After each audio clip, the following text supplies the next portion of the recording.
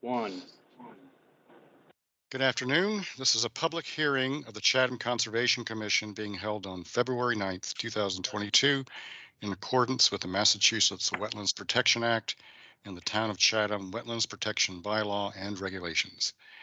My name is Bob Rawls and I serve as the chair.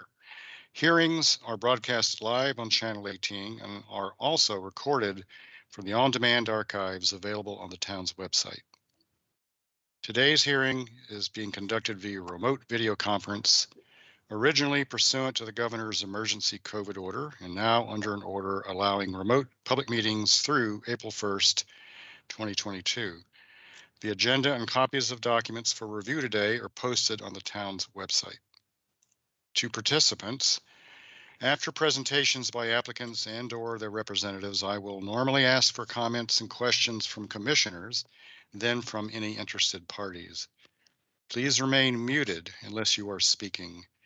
If you're attending by phone, mute using *6 and use *6 again to unmute. If you're on the Teams platform, indicate that you wish to speak by using the raise hand feature. If you're attending by phone, please unmute with *6 and address the chair. When recognized, please identify yourself for the record. If you're not a commissioner and you are on the Teams platform, please keep your camera turned off unless you are speaking.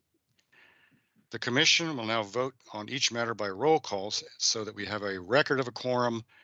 I'll ask each commissioner to indicate their presence. Vice Chair Bob Delvecchio. Present. Janet Williams. Present. Karen Latin. Present. Mary Sullivan. Present. Elise Gordon. Present. Associate Member William Doherty. Present. And we also, as of this morning, I understand we have a new associate member. Don't know if she is here today. It's Cheryl Meservey. So Cheryl, if you are with us, just let us know. You may not have had time since we just learned about it, but I don't hear Cheryl. All right, and I am here, so we do have a quorum. If applicable, I'm sorry, my notes myself. This being the second Wednesday of the month, we must finish today's hearing by 4:30 due to another broadcast on Channel 18. This gives us 3.5 hours to conduct our business. So that we can hear every application on the agenda, we will need to continue those that exceed protracted discussion. I'm guessing around 25 to 30 minutes of presentation and discussion. Nikki Smith, Chatham's conservation agent, will now lead us through the agenda, including whether any items are being continued. No items are being continued, and just as a note for all filings, they have either filed with ZBA, and I haven't heard any, crazy comments, or they are so they've either filed with ZBA and are scheduled to be heard, or do not need to file. And I haven't heard anything that would suggest that there's any major issues. On that note, the first filing is a request for determination of applicability. 339 Training Field Road, Douglas Russell, map 8J, parcel C30, construction of a deck. Is anyone here for yes, the application? I'm present. How are you? Good. So my name's Douglas Russell, homeowner and sponsor of the project on 339 Training Field Road, is Nicole had indicated. I'm here before you today for a request for determination. The request is associated with an installation of above ground deck at the residence as shown in the plans that I submitted to the board last month. The installation is 88.4 feet from the resource area. The installation will require minor clearing, but all will be outside of the buffer zone. The deck supports our helical piles. The helical piles are drilled into the ground and have very little spoil soil, which will be removed from the buffer zone in the event there is some, but they generally don't have a lot of spoils. As an added extra protection in the area, I am going to provide erosion controls, and they're noted on that drawing there over on the right, the silt fence. during the entire installation to ensure no silt get into the resource area.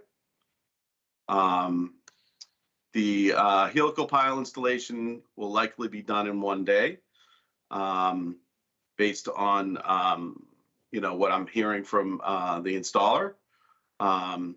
Based on these conditions, I'm asking the commission to consider a negative determination, but I'm happy to answer any questions you may have at this time. All right, well, thank you. You certainly know your verbiage, so I commend you for your apt presentation. So let me just open this up to commissioners for questions.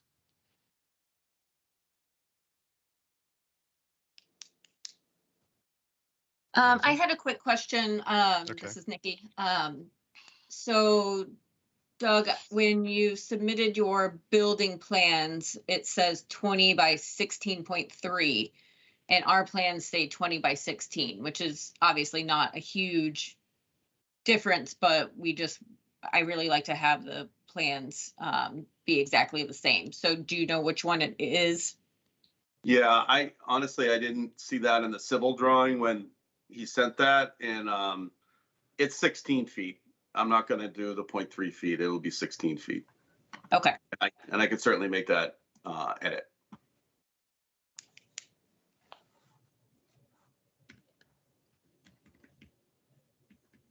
Which then would result in the 88.4 probably growing by a little bit. Is that it? Is that all? Is that all? Oops, feedback. Is that all, Nikki?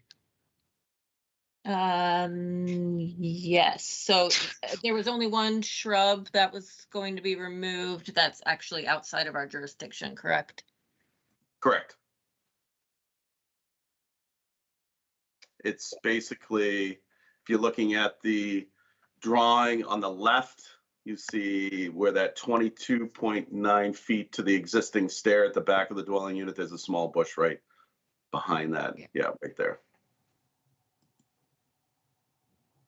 It was planted by the previous homeowner. It's not a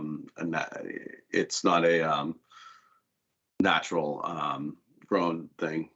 A native plant? Yeah, a native plant. Sorry, I slipped on my language there. And 4 helical anchors, it looks like, that's the X's. There's 5 actually. Yeah, 3 on that okay. outboard side, then 2 down on the bottom. All right, And that's the all I had. access, just so you know, the access here will go around the outside. So he'll come from the driveway, which is adjacent to that existing enclosure, and wrap around the house outside of the resource area.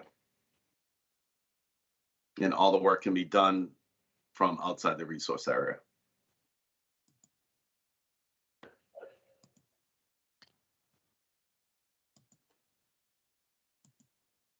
Nikki, is that it at this point? Yes, that is it for me for now. Okay, all right, Janet. Thanks, Bob. So Doug, the majority of this deck and all but 2 of the helical anchors are outside the buffer zone. Is that right? Correct. Do you know the square footage of the roughly triangular area that is within? No, but I can tell you, give me 1 second. So it's 16 by 16. Roughly, yeah, that's what. 16 by 16 triangle. So I it can't looks do to be geometry. I don't remember. that my requires grade higher math, I geometry. think. What the Yeah, hell? so it's 16 by 16 is 256, and then half of that, so it's 125, 126. Okay, so it's about 125 square feet within. Okay, Correct. okay, that's all I wanted to know. Thanks. You're welcome. All right. Anyone else? Bob. Yes. The retaining walls, the railroad timbers, are those going to remain? Yes. Okay, and they're in good shape? Yes, Okay. Do they have dead men in them? they do. Okay. Okay, that's all I had. Thank you. Okay, Bob, thanks. And I don't have any questions. They seem straightforward to me. There is, you could argue that there is an impact on the resource here, but it is, as they say, de minimis or minimal. So I don't see any reason why I would not vote for a negative determination for this. And so if there are no other questions or comments, I think we could just go ahead and take our vote. So that would be a -3 determination. This isn't something that comes back to us. My only condition would be that any disturbed areas are reseeded or revegetated with native vegetation. So if that's fine with everyone, then we're Right. good to vote. That would be with a conservation mix of, at the very least, Yes. not just normal grass seed, but specifically a native grass mixture or something better if you wish. Okay, Happy to good. do that. So, yeah, very good. Okay, I'd like to move that we approve a -3 determination on 339 Training Field Road. Latin second. Roll call vote. Bob, Aye. Janet, Aye. Karen, Aye. Mary, Aye. Elise, your first vote, right now your second vote. That's right. Aye. And I vote aye as well, so that's unanimous. Thank you very much. Thank you. You need anything else from me? I don't think so. We're good. Have a great afternoon, everybody. You too. Thank you. All right, the next RDA is for 17 Geranium Drive. Excuse me if I pronounce your name wrong. Jahane and Paul Johnston, map 8D, parcel R7, view maintenance. Hi, everybody. This is Paul and John. Hello. We are the owners of 17 Geranium Drive, and we're here to make a request for a determination of applicability. 17 Geranium Drive abuts Sulphur Springs and includes a naturalized area in the rear portion of the lot. If you've seen the property, you can tell the view is pretty unique at the location, at the variation of colors. It's not just the water, it's all the colors from the Nantucket Sound and Sulphur Springs, and then the marsh and the trees and the island that's out right in front of the property. Combining that with the bird life and the elevation of the lot, it does create a pretty special view from that location, which is what we really love about the property. So the view is a very important component of the value of that property. Our request is conduct a selective pruning of the deciduous trees on the rear border, slope the height of the trees, and to thin the canopies. The purpose is to improve canopy structure, health, appearance, and to maintain a window of view to the brook and the marsh. We purchased the house in 2013 and made an identical request to the committee in February of 2014, and that was approved. Our application includes pictures of the work performed in March of 2014, as well as the current state of the naturalized area. We have provided 2 pictures of the current state. As you can see, the growth of the trees and the bushes has been significant. One picture is from the past several months, the wintertime, and the other picture is from last summer, and it provides a bit more of you can kind of see the impact of the view with all the dense vegetation. Our request is for a new RDA, which is, but it's been delayed really just due to distractions with the pandemic. We would have done this a couple years ago, but just with the distractions, we weren't able to do that. There's been a very noticeable deterioration in the view just in the last couple of additional years. Our intent would be for the pruning to have a similar outcome to the work performed in 2014. There is no intent to remove or alter any of the trees, shrubs, or any other vegetation in the area. The work will be conducted by Nathan Brown from Arbortech. They're based out of Brewster.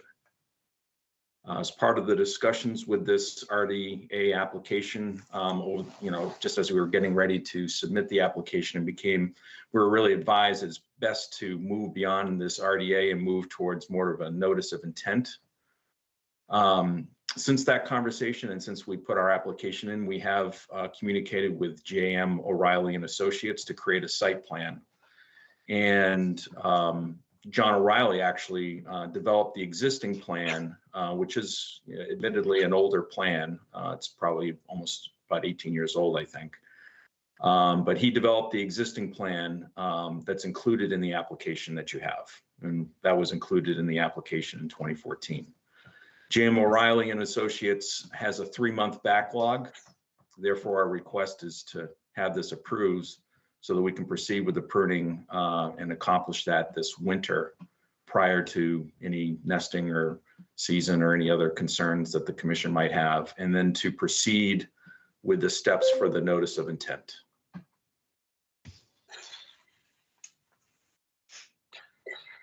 Okay, thank you.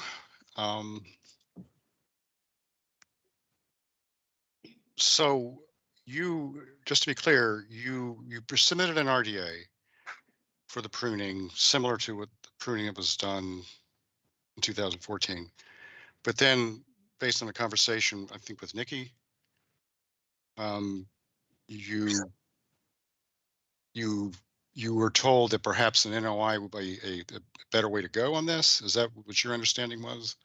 Yeah, Nikki suggested that we really should move towards more of a permanent just approach to doing this, as opposed to us coming back every 3 or so years. And we understand that that's a more complicated process.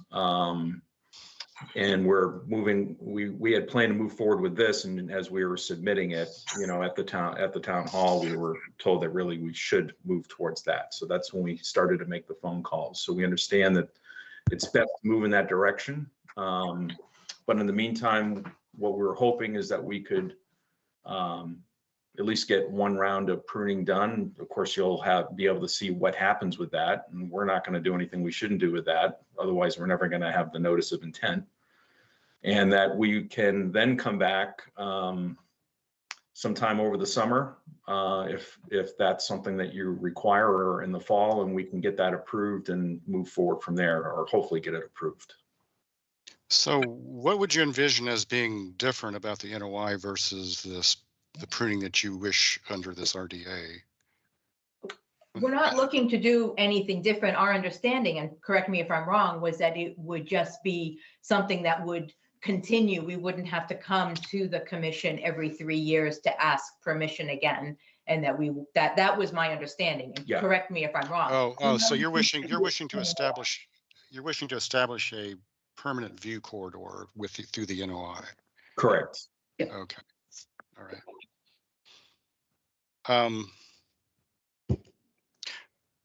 All right, let me go ahead and I do have questions. I'm going to open this up now for commissioners. Bob. Okay, thanks. The pruning that Nate will be doing, will he be removing any trees, or are you just going to ask him to top what's there? Not Go ahead. not remove any trees, and really not top. We really don't want to go through and top anything. It's really selective pruning to thin it out and lower it a few feet.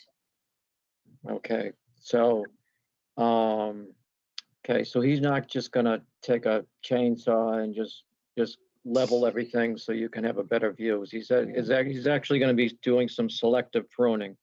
Yes, and I think if you look at the picture from 2014, and unfortunately, I don't think we have, not sure we have a picture of what it looked like before we started, but you can see that nothing was really topped off there. It was, it's I think above that picture, I think that's.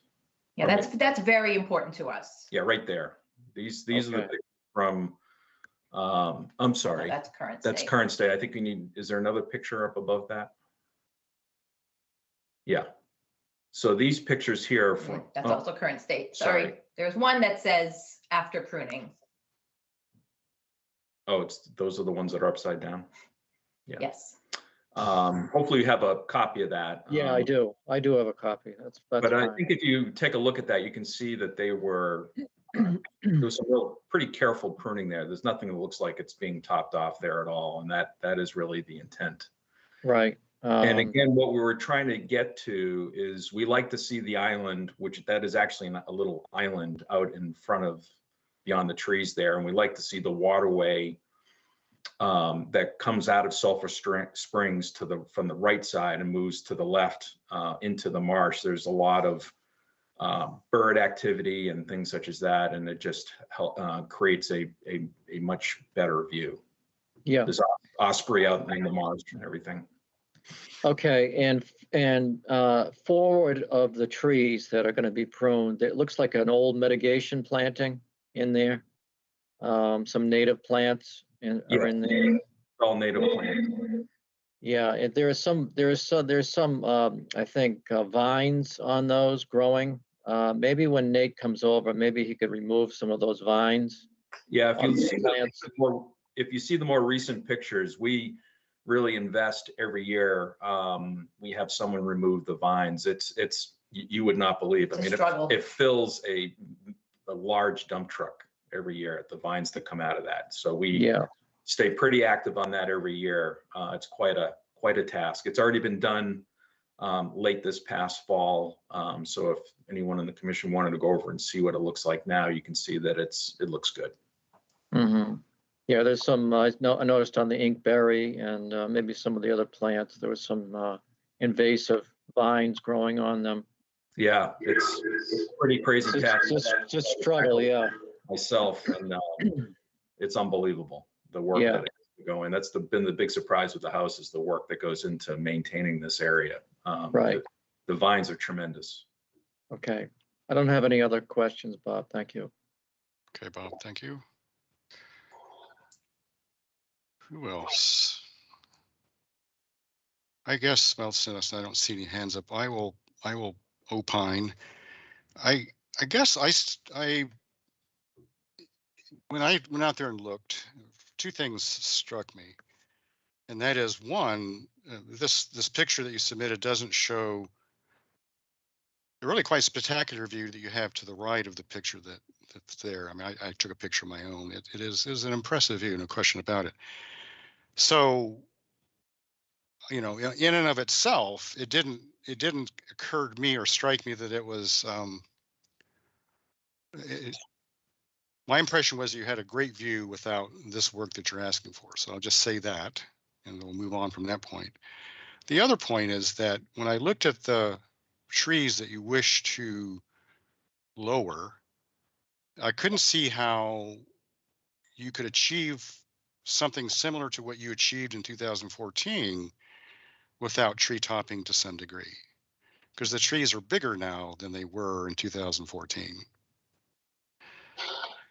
The third thing that occurred to me is that what some applicants have done in this type of situation is to come back with an actual plan to put plants in that area that are native, for one thing, and second of all, are at the appropriate height so that they don't have to be pruned. In other words, they're established, they're correct plants for the area. They help the environment, and you don't have to go and take them, prune them, top them, etc. Obviously, that's a more involved process. And so were you to come back with an NOI for that, I think that would be the opportunity you would have to, in essence, do it right. Okay.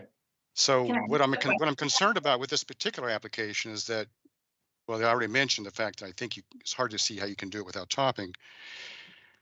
But the second thing is that if you were to go ahead and do this, you would not have any impetus, shall we say, to come back with your NOI for some period of time. So you might do it, you might not do it. So, but your objective would be achieved for a period of time. So that's what struck me about the whole application. I think that whenever you were advised perhaps an RDA is not the appropriate vehicle, I think I would go along with that. And so those are my thoughts. I see that Janet has her hand up. Let's see what Janet thinks. Do you mind if I ask the question? Oh, certainly. Go ahead. Sure. Go ahead. In terms of your first point that, perhaps we wouldn't be able to get back to 2014, and maybe we can't get exactly to that. But I think not only for the view, but also for the health of these trees, it's become very dense. And I think just selectively pruning and thinning it out will improve both our view as well as the health. I am very interested in your thoughts about what we could do in the future. And I would actually love to pick your brain about that. And we absolutely would come back and do this. That is our goal. We want the best for this property. And if there's a way to do this that is a more long-term investment, we are all in. Yeah. We just don't know what to do. Well, I guess we didn't think we could actually do anything. Yeah, to I the mean, would trees. that require taking trees out and planting something new? Well, I would not be the person to advise you in all of this. I'm not a restoration specialist, et cetera. There are companies in the area that do this, and they do this all day, every day. But we could certainly point you toward them. But We'd love yeah, that. picking my brain would not do you much good. But Janet? that's something you're open to, though, right? Well, I will just say that this has happened in the past. Okay. But we'd have to take it one step at a time and see what the nature of the proposal is. And then, just systematically go through it and either alter it or approve it or not approve it or whatever. That's just the way it goes with Okay. For any application. Okay, Janet. Okay, thanks, Bob. I'm actually going to respond in part to some of the points that you were making. Among them is, yeah, I agree with both Bob and Nikki that an NOI to establish a view corridor that is set and is part of your site plan forever is a good idea, because then there's never any question of where it is. Nonetheless, each time a pruning is undertaken, a couple of things. There are still some safeguards in the system so that people don't top trees. So, for example, all pruning is subject to the pruning guidelines that the town has. We have a whole set of guidelines that govern all pruning, and in there's no topping. Topping is never allowed. So even regardless of whether you're going under an RDA now or you go forward later under an NOI, and I also agree that maybe making some changes in terms of the vegetation will decrease the likelihood of having to do more pruning in the future, but that's something that you can talk to them about. But the pruning guidelines also, and also I would say Nate should also, I'm sure he knows those guidelines, but he should also work closely with Nikki to make sure that normally what we would ask for are photos, both before and after, so that it's documented exactly what was done. And if there's any question, he should talk to Nikki about exactly which limbs he's talking about removing, which parts of which trees, so that she is satisfied and approves that. Is that right, Nikki? Am I putting words in your mouth? Nope, that is correct. I also just wanted to point out, and I'm sorry, this is very last minute, but this morning it was discovered that there was an open order that has never been closed for some tree pruning. So it does not have a certificate of compliance. So if this was previous owners, not the current owners. So so it should have been found when the property transferred, but it was not. It specifically says there will be no topping of trees. Selective pruning of limbs is permitted that will create view windows. Invasive species are allowed to be removed. I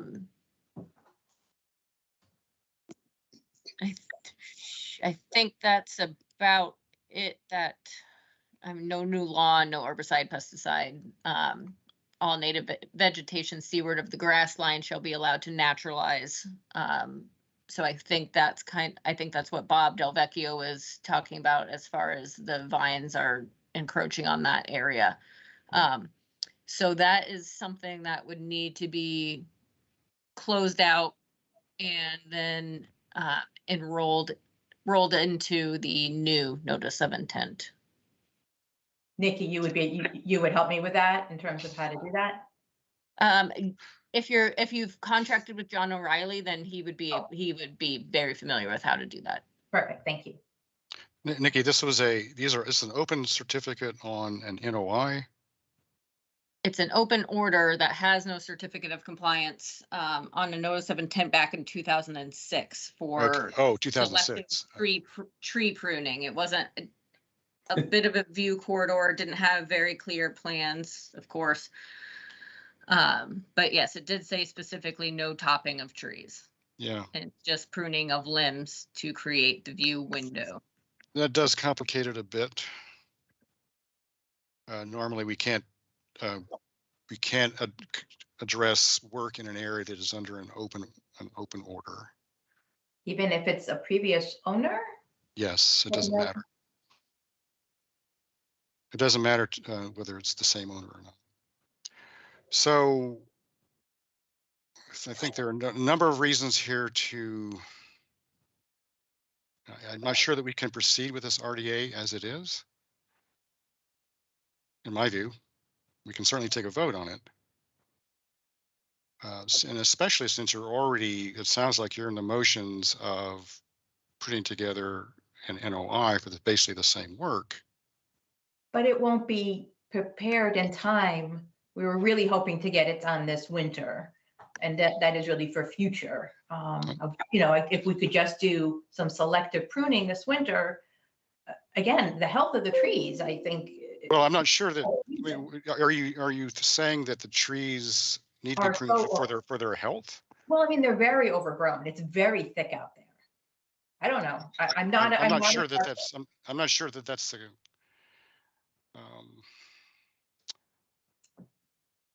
they didn't look super crowded to me, but I'm not a professional, obviously. But yeah, I mean, it's I mean, your interest here is to improve the view through selective pruning. And so I'm not sure that waiting for everything to be done in a systematic way is going to affect the health of the trees, and nor will it, I think, affect your ultimate objective. So any other comments from commissioners on, anyway, that's my feeling is that you should pause. First of all, you need to clear up the open order. And I think your representative can help you with that. And then I think you can figure out your next steps. I would prefer we not vote on this at this moment. Where we can take a vote. And I would vote for positive determination. For voting for this, it would either be vote a negative determination to allow the work, whether it's a -2 or -3, or a positive determination that a notice of intent needs to be filed. Correct. Which is, it's confusing, but a negative determination is work can go on. A positive determination means no, work cannot proceed under this application, and you would have to file a notice of intent. There is a possibility that we could do for just this year, do an administrative review for selective limbs or some invasive, like the vine removal, because that's only good for 6 months, whereas the RDA is technically good for 3 years. So that's another possibility. Another option. Right. I would appreciate that as an open possibility if possible. With that, though, I do want to give the caveat that I would not want to go out to do a site visit for the AR until things have leafed out and I can actually see what's really going on out there. So we couldn't do the pruning until it leaves out? I thought it was better to do it now before the nesting. I mean, it is, but it's also hard to tell what needs to be done and what's just invasive stuff versus what's actual native vegetation that's being overgrown. It's just hard to tell this time of year. Janet, do you have an additional comment? You're muted. Still muted. I was going to ask Nicole if the main obstacle here is the 2006 open order. I understand that we can't issue another order while that's open, but I don't know whether that means we couldn't issue a negative determination, but what she was just saying about an AR struck me as perhaps the way out of this, that it's a temporary fix. Because and you'll have to go back and resubmit as an administrative review. So, but the same thing, there's no real difference in the time frame because I still believe that Nicole's going to need to know exactly which trees are being pruned and where, which branch. I mean, pretty specifically. And that can be put into the AR, and then that makes it, at the end of the day, you get a decision around the same time that could hopefully let you to proceed before you get into nesting season and run into those problems. Although I also leave it to Nikki to figure out whether that consideration is balanced by making sure that you understand where the invasives are. So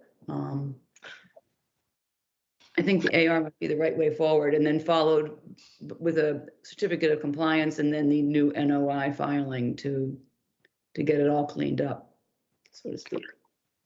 Yeah, But I don't know that a positive determination is the right way to go. We don't usually do, I mean, under this circumstance. well, I mean, the applicant could choose to withdraw it, but Yep. the other thing, there's a couple of notes, the problem with the RDA is that there are no conditions really that we attach to it. So the arborist could go out there and we don't have any oversight over it. They can do basically what they want. Whereas with the AR, Nikki's going to be there pointing at branches and say, yeah, that one, that one, that one. You may not get the kind of view that you want through an AR process because Nikki is going to be pretty conservative. But whenever you come back with an actual NOI, you can probably have a better chance of getting what you're after. So we spent quite a bit of time on this for an RDA. So what is your wish? Us? Yes. I would love to get a vote for an AR, I think is what it's called, or a negative determination. Well, we have it right in front of us. We don't have an AR. What we have in front of us is Oh, okay, sorry. So there's another application. Okay, right. so my request would be that you advise us the best way to be able to move forward with something this year. Whether it is a negative determination or you tell us we go do an AR. So if possible, if we could vote on one of those two options. Well, we can't vote on AR because you haven't submitted one. No, I understand, but if you recommend that we do that. I think, well, at least two of us are recommending that. And I think that Nikki is recommending that. And I see some nodding heads among other commissioners. So yeah, I think that's the way the commission would like to see you go. Okay. So there will be information online about how to do that. I never saw that. We can call Nikki. We can give you a call and discuss that. Yeah. I'm a little busy the next 2 days, but just shoot me an email or call and we can discuss set up a time to discuss the actual process and everything. Okay. So this is a positive determination. We're not voting. We're not. Well, I would say we should not vote. We should not vote on this No, idea. we have an application, so we do have to vote to determine something on this application, which would be a positive. Can't they request to withdraw it? I think Yes, could. you can request withdrawal. That could be cleaner. Okay. Yeah, let's request to withdraw. Okay. All right.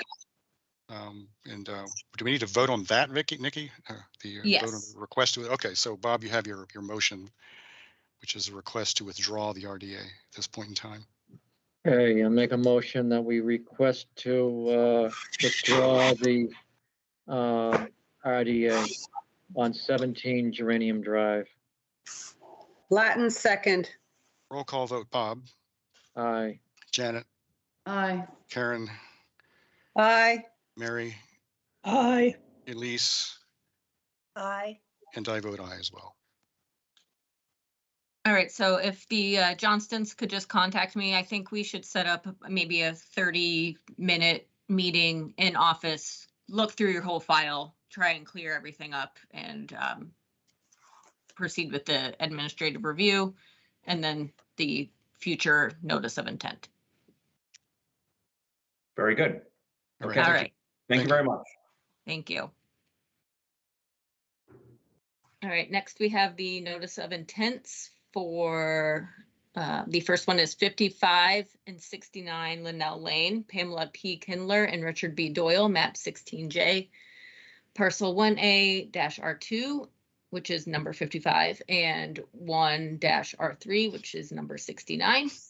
SE 103535, management of the snow fence on a coastal beach and sediment nourishment.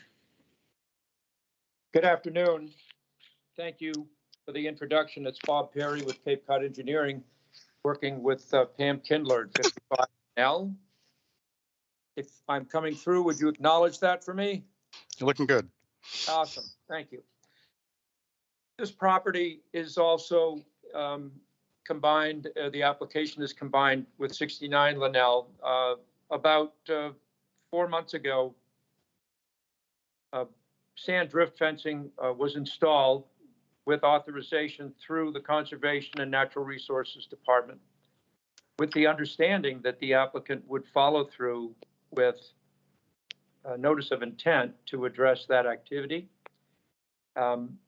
We did provide some limited guidance when that fence went in, and what's before you now is a very basic plan showing the location and the orientation of the fence, combined with the fence review, because we felt it was probably a good idea, is a sand nourishment proposal between the fence and what is today almost a sand dune, but Linnell Lane, which has collected quite a bit of drifting sand from the dredge material that was deposited here on this area.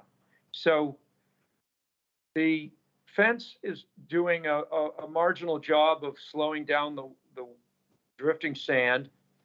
Our expectation is that we would make recommendations for possible adjustments. We would be monitoring that fence for signs of damage because it is very susceptible to storm overwash. There's been a pretty radical change in the tide line.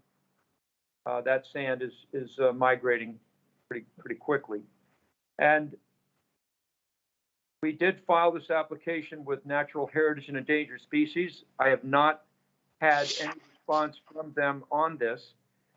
But just to go back to the nourishment proposal, it may be that the dredge material, which is fine to begin with, migrates away, and the applicant's concern relates to the fairly marginal protection that a gabion array provided to Linnell Lane. And while there were sand cover requirements in that notice of intent and in that order of conditions, it struck me that having a standalone nourishment approval might be better, because we could then address whatever there might be needs to address on the nourishment front.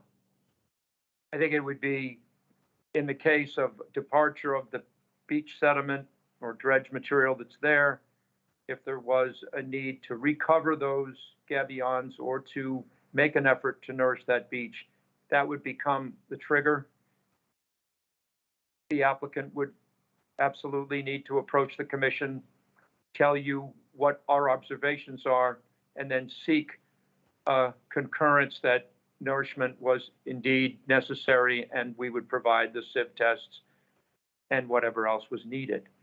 About the fence, the only thing I could envision, and I haven't shown it because it's not something I'm recommending immediately, but we would provide a simple sketch, are perpendicular segments of fence that just might provide a bit more stability for winds that are sort of blowing occasionally along the line of the fence. You can see these are zigzags and they're in a bit of an alignment so that there's a little bit of a corridor formed there. But there's not much to say. It really is an after-the-fact application that was part of the arrangement for the applicant to immediately get the fence in place since the material was set in place, and she felt a need for urgency. And yet, like everyone else we've already heard about today, our backlog is significant, so it took us a few months to get here. So that's the summary of this, and I'm happy to try to answer any questions you have. Thanks. Thank you, Bob. Let me just start off with a couple of, I'm glad you mentioned the fact that this is a follow-up from an AR that was 4 months ago. Is that what I heard? Roughly. Mm-hmm. Yeah, roughly speaking, because some of the paper trail that I was looking at suggested this stemmed from sand fence or snow fence, whatever you want to call it, back in 2018. And I was very confused. And there were a couple of conditions on that said it was hard to follow, but it had to be removed if they weren't completely buried, leave a gap underneath, etc. So I don't know exactly what I was looking at, but I'm glad to hear that. So this was something that Nikki, then you approved as an AR for the sand fence. Not that I recall. The one that we uploaded to Dropbox was well before my time. Okay, all right. So that's the confusion that that I have, still have. Mr. Chairman, I do not recall being involved in a fence project from 2018. I do know that long ago, back when this was a somewhat more natural barrier beach, there was a sand drift fence effort. I think it was prior to a massive artificial fill project, but I'm not, I'd have to do the research into the file to see if there was anything that I wasn't involved in about drift fence. Well, okay, but I think that Nikki could provide you. I don't know if you've seen it, which she dredged up, as it were, but there does appear to be something there. Maybe that fence is long history. I don't know. I don't know if it was properly closed, etc. It's just one of those things that we need to make sure that it's closed out properly. So, and make sure that we're not operating under some conditions from a prior project. I will tell you, I do know that the Gabion project is still open. It's not in flux with regard to the Gabions, but that order's open, I believe, because it had a sand component to it. And there didn't seem to be any need to close it out right away, but it's probably got another year. Okay. All right. So let's leave that confusion aside for the moment. Just talk about the merits of your application itself. So I see Janet has her hand up.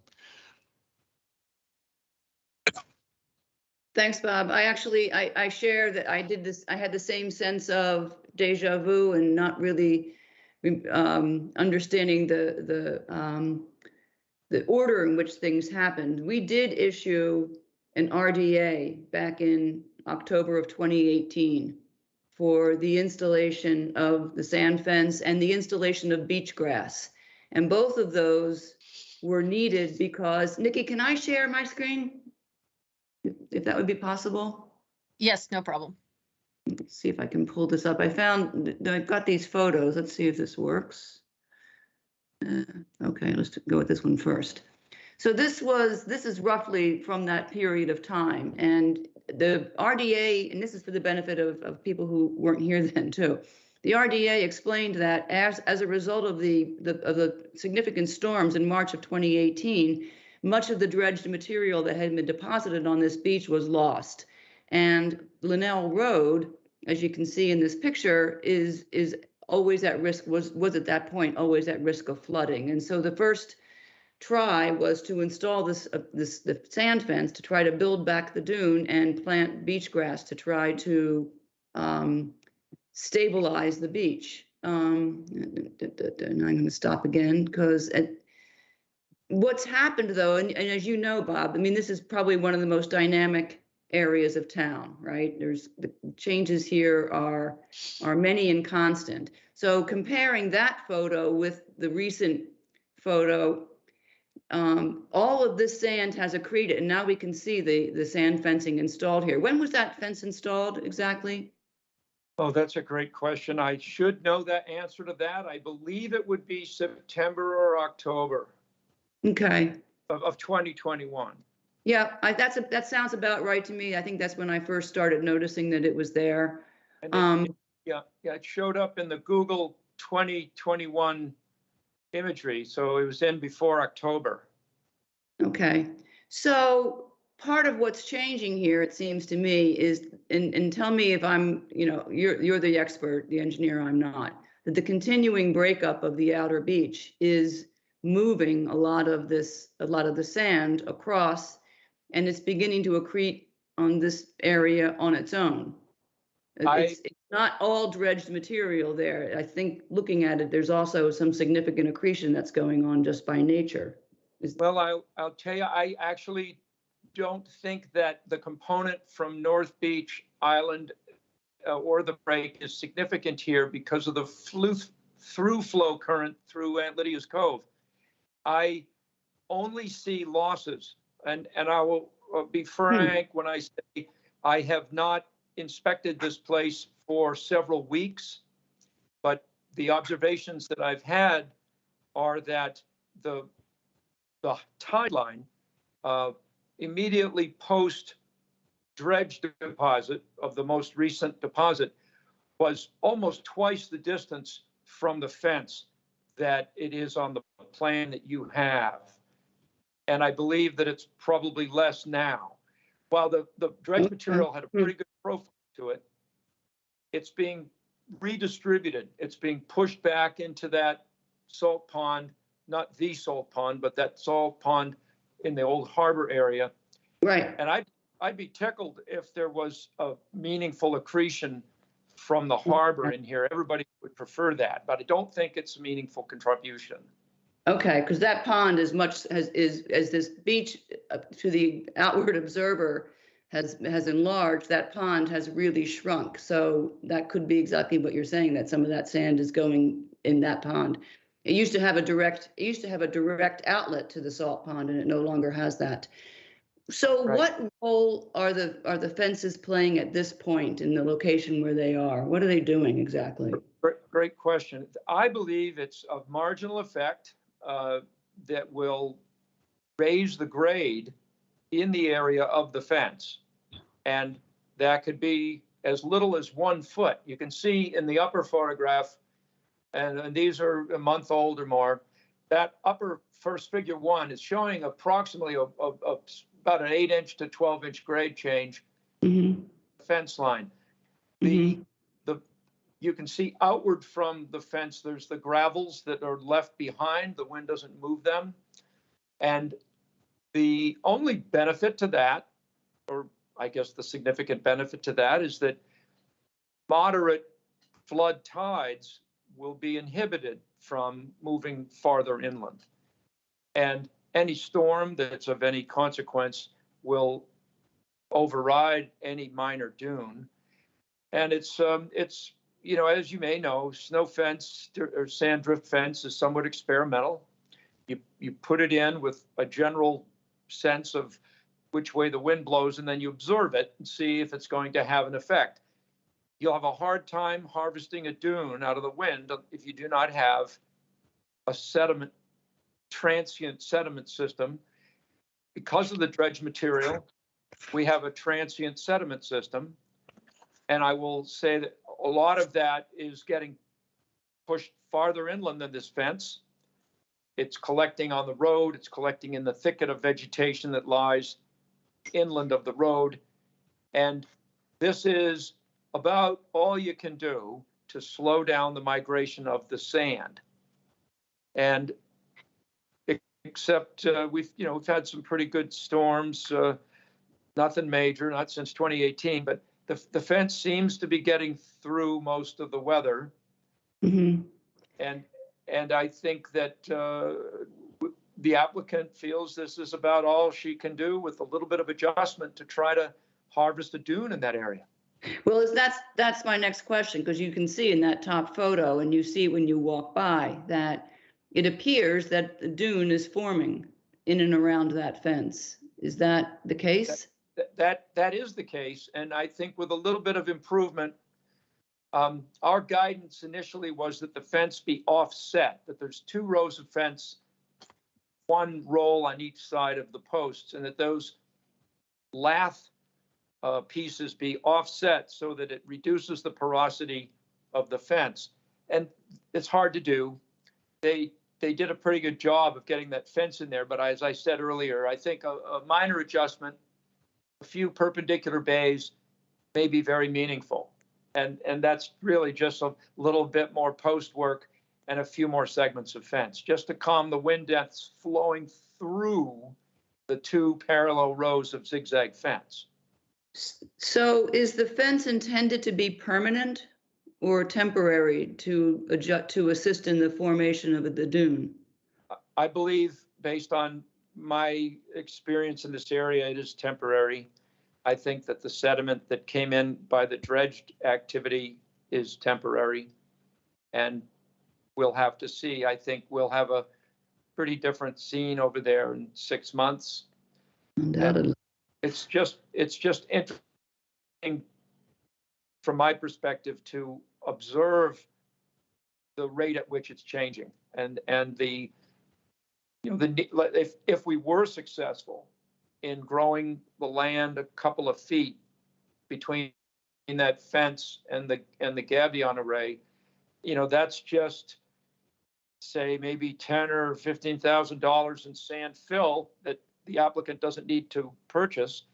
It's also of a color that's a lot nicer to look at than pit source sand, and a little bit of fence to harvest this material seems a fairly lightweight undertaking for, again, modest results, but I think we're seeing a little bit of result.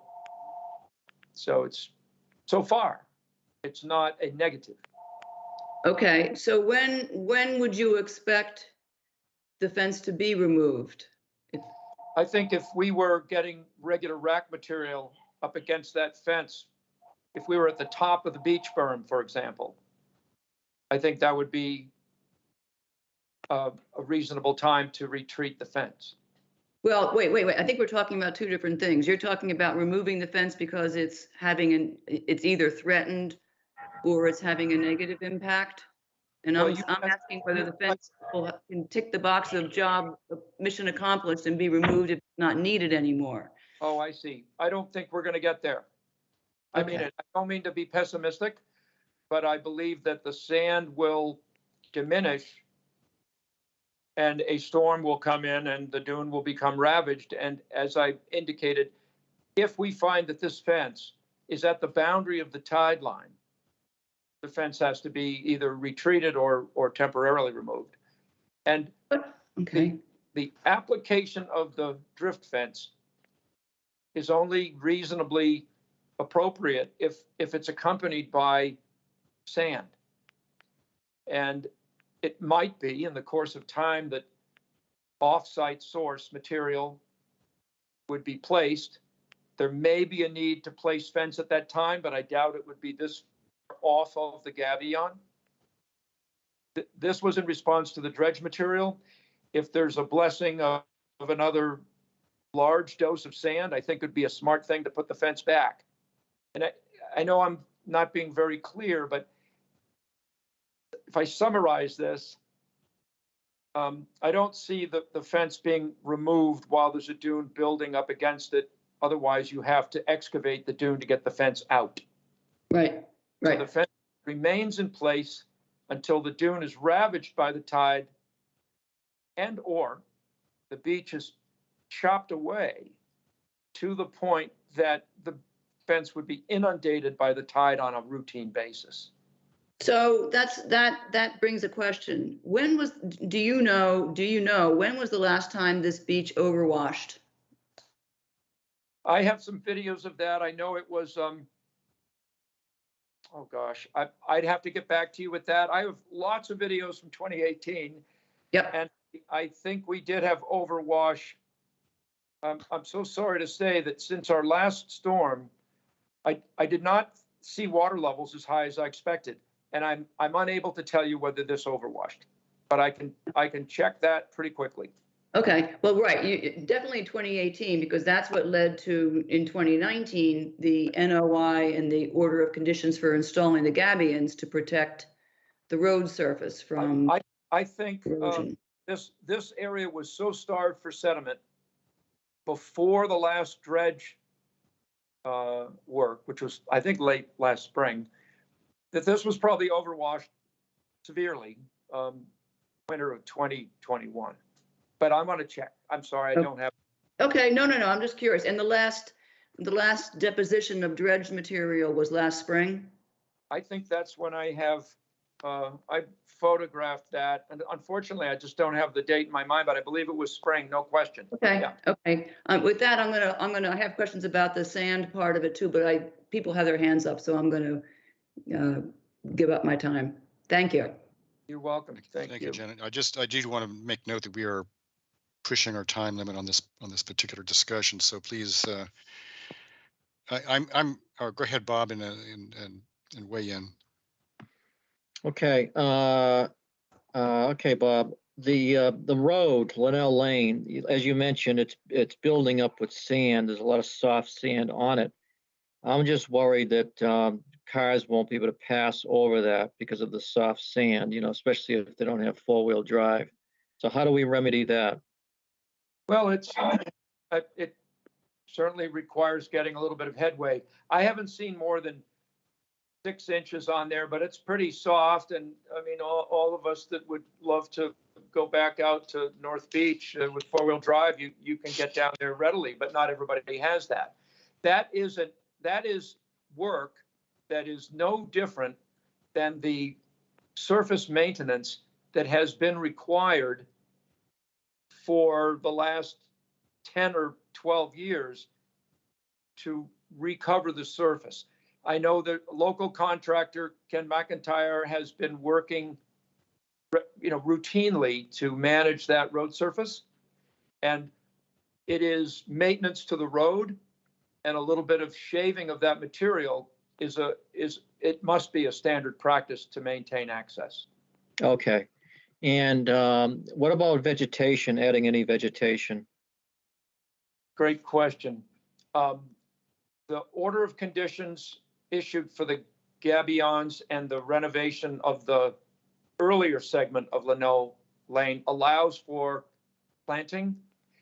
In such a dynamic area, it's difficult to have complete success, but there's absolutely value in trying to plant the edge of the roadway. I don't see any value in going out onto this part of the beach and planting beach grass, but where we have, let's say, within 10 feet of Linnell Lane, as you know, the earlier properties that are on that stretch, I think it's 116 and 25. There's a lot of great woody vegetation still persisting along that slope. Yes, and the slope looks very stable. Yeah, it's got its share of problems, but we would like to have better vegetation. I doubt very much there would be an objection to planting beach grass along the edge of this roadway. With its exposure, I don't think we could guarantee its success. Mm-hmm. Well, something's better than nothing, I suppose, at this point. I agree. I think if the commission is interested in some beach grass here, I can speak to Pam Kindler about it, and it's certainly the time of year and when we would proceed with that. Yeah, I'd be in favor of that. That's all I had. Thank you. Thank you, Bob. Anyone else? It sounds to me, Perry, that there's a couple of issues I think we have to sort of clear up before we move forward with this one way or another. And that is, if Nikki can get you the conditions that I was talking about at the beginning, just so we're sure and clear about whether those apply to this and how they apply to this. We just need to get the procedural stuff nailed down. Also, you were talking about altering the fence. It sounded like adding some segments and some vertical segments or something like that. That's not part of your current application, I believe. Yes, it is. Oh, it is. Oh, okay, I missed that part. Right. Well, it's not on the plan. It's just that it's a work in progress, and snow fence is a bit like that. I'll be brief, but I believe there's a need to add a few perpendicular segments, and I would bring a revised plan to you. If, you know, if this fence is acceptable and we can work with it and we can manage it, it would be then that we would try to add a couple more bays. Yeah, so certainly needs to be in your revised materials. And similarly, you talked about, you know, there's the whole discussion of whether it's permanent, temporary, under what conditions it would go away, and all that should be in your application so that we understand what we're voting on. That's good suggestion. I agree with you. And similarly, Bob's question about vegetation, if you do want to put that in there, go ahead and fold it into your revised materials. Let's see what else. Whether you're asking for nourishment, is that would be a recurring nourishment? Would it be a trigger for it? I think, You a know, trigger based on observation and need, and again, to quantify that, if the gabions are becoming visible, I think that's a trigger. Yeah, well, that's the sort of thing that should be in the documentation, just so that we know what you're asking for and what we're approving. I agree. I just wanted to I often look at these meetings as an introduction. I understand that we would love to build an artificial dune just outboard of the gabions, but we don't think it would last, and it could be wasteful and continually bury the road. So this is a slow, steady management approach to maintaining access. Okay. Well, there are a number of things we've talked about in terms of revising the application, which I think suggests that we're going to continue it. Oh, yeah, I agree. Yeah. I'm just going to throw in on Okay. that list. I would like, Bob, for you to clarify the purpose of the nourishment on the beach that you're talking about between the gabions and the fence, because that area doesn't seem to need nourishment to me. I went back and looked at the order of conditions, said that the gabions would never necessarily be covered. They're not expected to be covered. Now they're completely covered. You can't see them at all. So I don't understand, and I guess that's why I'm missing the point about what the purpose of the nourishment is. So if you could add that and have a little bit more discussion about that, so I can understand it better. Yes. Thank you. Okay. Bunch of things you're going to consider, and then we'll take it up again next time. We are out of time for this discussion. So let's, Bob, if you would make a motion for to continue to, what are we continuing to? The next hearing? February 23rd, if that's acceptable for everybody. It is. Okay, let's try that. Okay, I move to continue 55 and 69 Linnell Lane to the next hearing on February 23rd, 2022. Latin second. Roll call vote. Bob, Aye. Janet, Aye. Karen, Aye. Mary, Aye. Elise, Aye. and I vote aye. We will see you later. Thank you for your time on this. All right, thank you.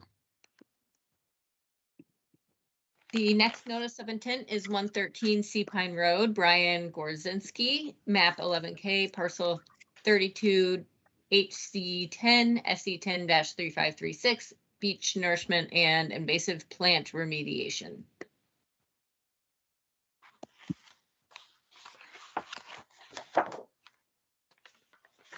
Who do we have? Bob. This is Bob Perry again. Hope you didn't Bob leave. Perry again. Don't go away, Bob. Bob, are you here for 113 Sea Pine? Anyone here from 113 Sea Pine? Looks like Wilkinson, Bob. Okay, Ian Yeah. Peach. That's Mr. correct. Yes, Mr. Thank you, Peach. Mr. Chairman. Good afternoon, everybody. I guess I can kick it off in terms of speaking to the invasive plant management, and then we'll let Bob follow and round out the project. So this is a straightforward project, straightforward restoration project. I'll try to keep it brief in the interest of time. It proposes a voluntary invasive plant management across the entire 2,400 square foot project area. Following that, we would be stabilizing and seeding with native grasses. And then using a robust restoration planting of 75 native shrubs and flowering herbaceous species. Something to really note about this is the existing conditions are really 100% invasive plants. We don't always see it so fully invaded. Thick ground layer of English ivy, Asiatic bittersweet, porcelain berry, shrub and vine honeysuckle as well. So this complete cover has really precluded any significant native plant populations from existing in the project area. And then of course, has increased the chance of erosion and diminished habitat for wildlife and opportunities for other ecosystem services. So really to summarize, our work proposes the complete removal of all invasive plants, leaving any native plants found in place should we come into contact with them during the removal process. Our restoration planting is a combination of native maritime shrubs, the seeded base layer of native grasses, and then selected drought-tolerant flowering herbaceous species to just enhance that whole native vegetative buffer above the existing revetment. So in our professional opinion, this restoration planting will increase benefits for wildlife habitat on site, absolutely increase avian forage resources with the plant community we're proposing, improve the stabilization above the revetment, and offer better stormwater runoff filtration adjacent to Crow's Pond. So I just want to summarize and finish by saying it's a voluntary, comprehensive restoration project where the applicant is offering to greatly improve this coastal resource area for the greater good of the pond and the adjacent ecologies. And so with that, if there's any questions, I'm happy to answer them. Thank you, Mr. Peach. Bob, are you back, and do you wish to add anything, Bob Perry? Okay. Okay, well, Bob DeVecchio. Okay. I think this is a great project. I looked at it and it's fully invaded, as you say. On the diagram here, it says area of selective invasive plant management. Why would that be an area of selective plant management versus, total removal? Thank you for your question, Bob. I really should, it's just a wording thing. By selective, that is the one area where we weren't at 100% invasive plants. There are some native plants found in there, and on the far edge, there are a few just ornamental plantings, I believe forsythia, that were not really at risk of invading and disturbing our proposed restoration plant communities. So it's just the area where we would be, through handwork, combing through. The areas that aren't under that hatch, really, as you said, are just 100% invaded. May I cut in? It's Bob Perry here. If it's okay with Mr. Peach. That's all right. Absolutely. I thank you. So sorry. I was watching your meeting. Thank you, Ian, for picking up where I left off. I could not get my microphone to work again after that last meeting. So I've just now called you on the call-in number. So Ian, were you taking on the beach nourishment? I was leaving that for you, Bob. Oh, thank you so much. If you're not finished, you can go ahead with your, please go ahead with the invasives remediation segment of this, and then I'll come in when you're finished. Well, I finished presenting, so I'm just here to field any questions from the commission members. Okay. Well, why don't I summarize what the nourishment end of it is, and then we'll both hear what there is for questions. So very good. That's probably the best way to go. I was introduced to this site about 6 months ago, and the applicant has a couple of problems with the beach. They were watching some of the activities nearby where beach nourishment is part of some revetment activities. And in discussing that with them, I came upon the topic of the age of their revetment, how it was constructed, the fact that it was completely run through with invasive vines, which enabled them to contact Wilkinson Ecological Design. But the upshot was that many revetments are long-term, many decades. This is one of them. I don't know the full history, but it's probably the 1980s. And I don't believe there's ever been a nourishment program for it. So there is a collection of what we call chinking stone that has been forced out of the interstitial spaces in this wall. They're on the beach. They're not natural.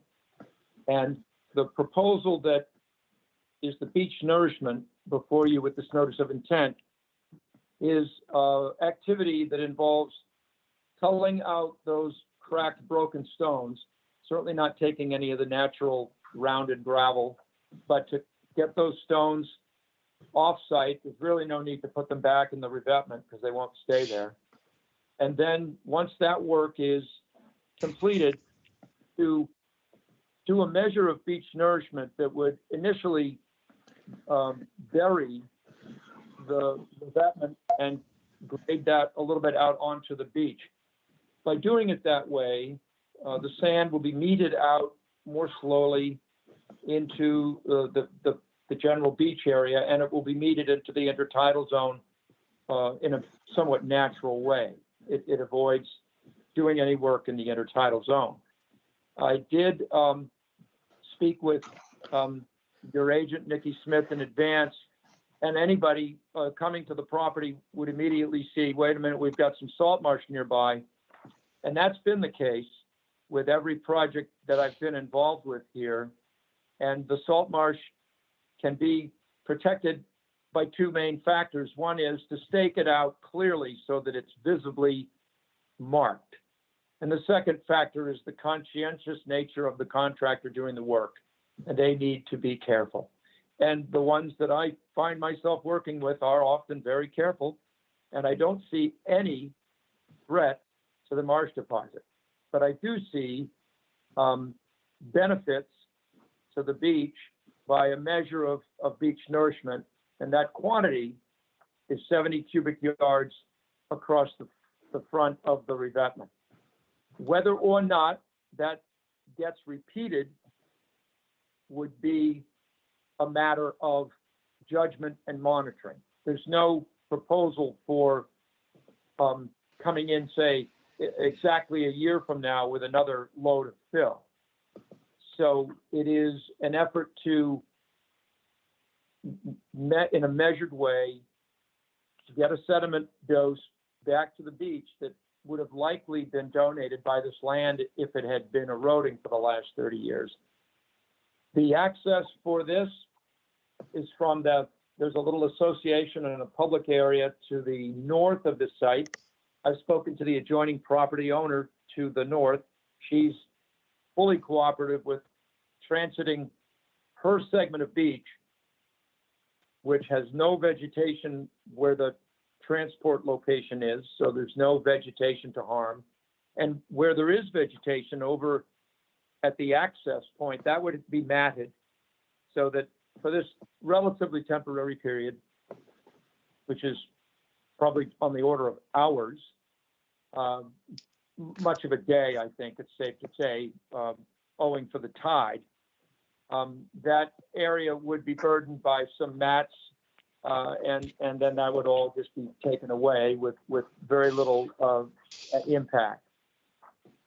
We've got sieve samples. I don't believe I turned any in, but we do know that the sand that we're talking about here is very consistent with any common upland source that we use traditionally. So that's really what the nourishment component of this is. We'd prefer to see some of that vegetation come off the revetment before we put the sand on it. That'll make Wilkinson's job a lot easier. And so that's about it. And either Ian or I can try to answer any questions that you have. Thank you. Okay, thank you, Bob. Questions from commissioners?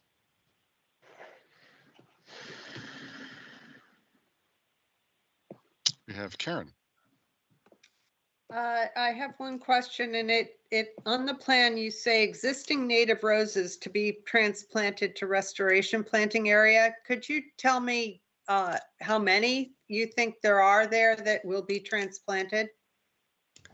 Yes, that is an area where there were some native roses planted, and by our assessment this time of year, many of them, maybe even half, have diminished in health to the point where they may not be viable. So our first step, of course, would be making sure that they are healthy.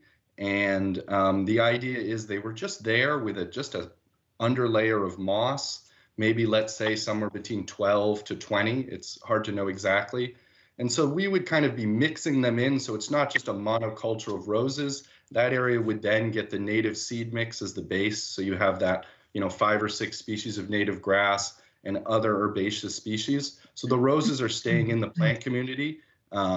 They're just kind of being mixed to really make it more of a blended, more natural plant community and less of just a band of struggling roses with a patch of moss. Okay, thank you. Welcome. Thank you, Karen. Bob. Yes, Ian.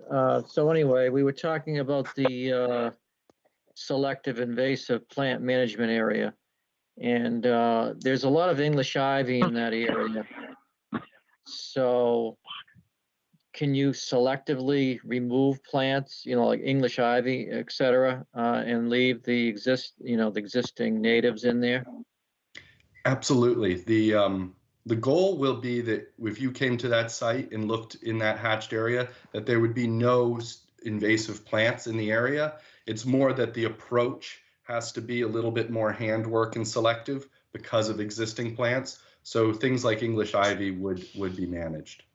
Okay. And your access would be around the house?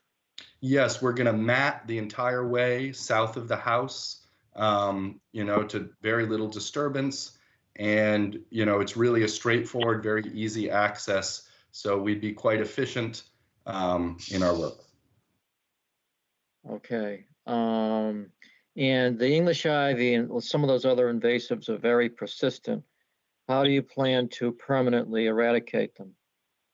So we educate all of our clients, and as you likely know to a degree on all of our projects, it's a multi-year. So through the life of the order as written in the land management plan, we are doing our initial removal, and then immediately in that first growing season, we do what we call active plant management. So one of our biotechnical people on the Wilkinson team will go, they'll assess, and even just as the sprouts come up, we'll come back and be treating and removing them depending on the species. And, we plan to be doing that all the way through the time with the goal of not even planting, as you'll note in the land management plan, those shrubs until we usually have one full year chance to make sure we've eradicated the invasive plants. So we're not getting into trouble where we have freshly planted native plants amidst any invasive plants that are resurging. Okay, one more question. Yes. On the west end of the planting and on the, I guess you would call it the south end, where it borders up against the existing English ivy, will you be putting like a barrier up of some kind so it won't, so the English ivy won't encroach into that planting area again? Are you speaking from off property or on Yes. property? Yeah, off property to on property. A physical barrier we haven't found really, effectively will do anything with ivy. It really is diligence and repeat active plant management. And you're absolutely right. The places where we're working all more continuously over the length of time, are on edges like that. Absolutely. Okay, good enough. Thank you. Thank you. Thank you, Bob. I don't see a hand up, so I'll jump in. Remind me again, the access along the beach is from the north? It is from the north. From the north, okay. So I was a little confused because I took a picture. I mean, I'm glad you mentioned the mats, because without the mats, let's see, how do I, yeah. I was going to share a picture, but anyway, it looked to me like there was marsh, there was vegetation right pretty much close enough to the revetment such that, you know, a loader couldn't go there. Maybe this is why I can't share it. Anyway, so if you were to use mats, then I guess it conceivably could be that you would not permanently damage it if you weren't going to be there very long. But it looked to me, as I say, that there wasn't room for a loader. Well, it's not a loader. It's going to be or whatever your machine. Yeah, it would be a whatever your narrow- machine is. Yeah, the only vegetation that I've observed that is in conflict is at the jumping off point where you leave that association area. And once you're in the intertidal, or not the intertidal, once you're alongside the revetment system there, you are free of marsh. And when you get, there's just a strip. It's probably 8 feet wide, and I do have photographs of it. I did not provide those to you, but I can. Yeah, am I showing a picture here? Do you see it? Well, I had to turn off my Teams because I couldn't get it to function. So let me go Okay. back to. Oh, no, Anyway. don't give up. All right, have I won't you give on up. I see it now. I have you on a PC. Yeah. Thank you for that picture. I can see. Is this very current? You must have just taken this. Yesterday. Yep. Okay, good. I see there's a little bit of a outcropping of salt marsh that is just, it's very narrow, but it does appear to be closer to the revetment than I would have expected. But you have to tell me, is this the frontage? You see all the chipstone on the beach there? Yeah. That's not this property. The stairway is on this property. Is that true? No, I think it's on this property. Okay, so we do have a little bit of, I think that close point of the salt marsh to our property, I believe that is getting near to our property boundary. But again, you know, I don't see that there's any worry. If we were nourishing the beach and we know that very narrow outcropping is in conflict with our project, the nourishment will be placed on that and a mat would be placed over it. And Okay. then the bobcat can run, or the skid steer can run to the foreground where you see there's about an 8-foot area there where a good measure of that material will be placed on the revetment. Yeah. All right. Well, as long as you have a plan, because it certainly looked like that would. Well, I it's don't a very narrow disagree. gap there. Your concern is well founded. We did about 250 feet of stone revetment to the east of this location, which is far more intensive, and the salt marsh interests were fully protected with that activity, and this will be no different. Okay. Let me see, just since I'm talking, let me see if I have any other questions. Or yeah, I think for situations like this, we very often would like to have some pre-work pictures and some after-work pictures, just to make sure that the vegetation indeed was not harmed permanently. And I assume that you would do that. We often want annual reporting for the. I agree with yeah, that. That's for the plants and for the nourishment. Let's see. And then I also was curious about, are there invasives adjacent property that threaten this beautiful new native vegetation that you're putting in? I guess this goes back to Mr. Peach. Thank you, Mr. Chairman. There are, as is normal to many of these residential properties, but it's not out of the normal amount, and it's not, without knowing for sure exactly, because of course, I was contracted to look at this parcel, but I'm always thinking context with adjacent properties. So like I said, it's something that our project managers and team focus on, and there wasn't a red flag species, like bamboo or knotweed or something where you're saying, geez, if we don't, we've got to make sure we have a plan for this. So nothing out of the ordinary. You can see a few of those photos of the project area itself. Okay. All right. Anyone else? This is Nikki. I just had a Nikki. couple things. Okay. Renee, the shellfish constable, replied to my request for comment and basically just had concern that everything stay away from the salt marsh, and that the sediment size remains natural. She didn't have a actual problem with the project by any means, but had the same concerns that we make sure that machinery and everything stays away from the salt marsh and that does not get damaged. And then my only thought was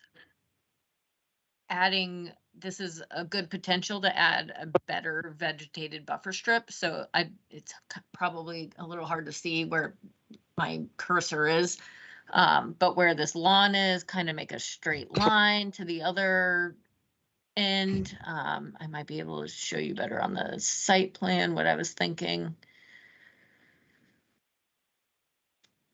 So kind of, I don't know, kind of just extend this the whole way, obviously with the access to the stairs still being intact, but I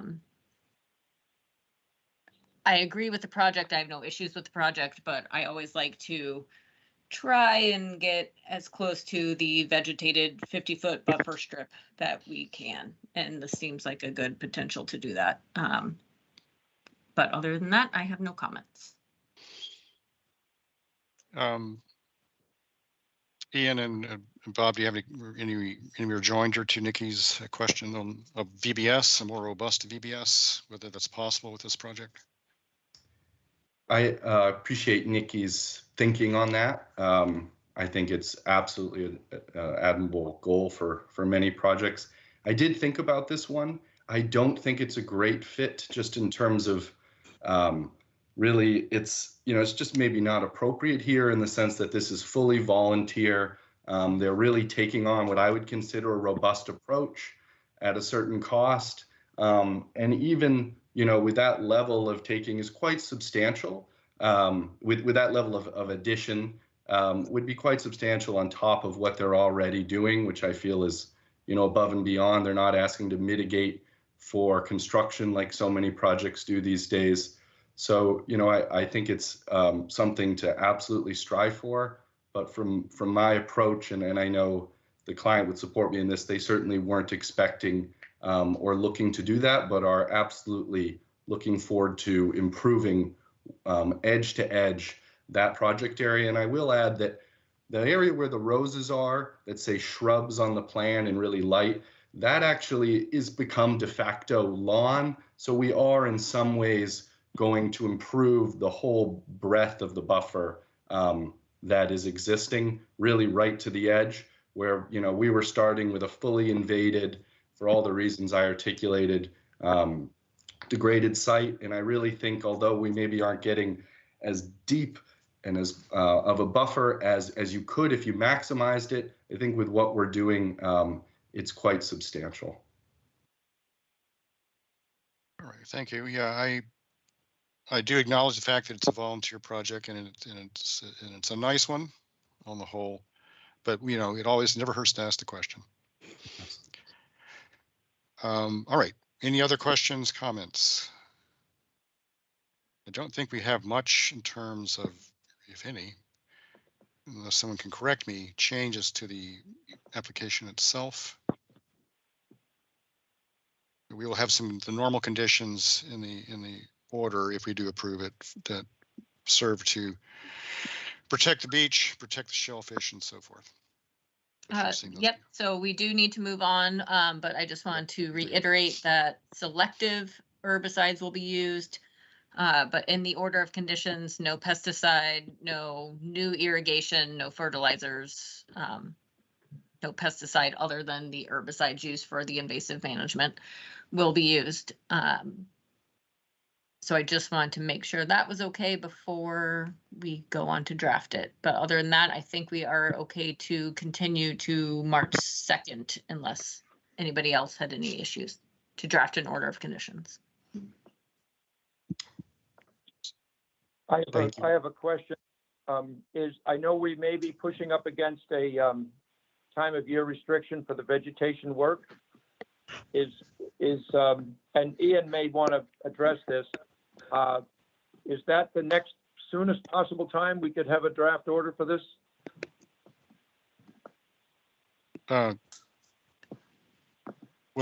Well, we don't have a meeting next week.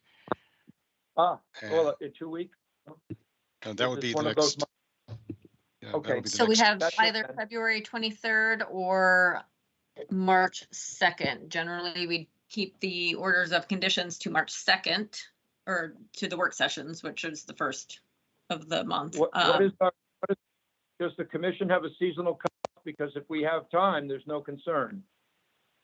We do. I think the order says April 1st. A lot of times we move it to April 15th, and there are times that we will accept later work if there's someone out there monitoring nesting habitat.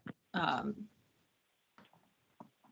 So well, there are I there's some leniency. just wanted to ask, and I'll let you decide if it's something you feel that you could do, but otherwise we'll be on your schedule. But I know that there's interest in trying to get something accomplished this spring.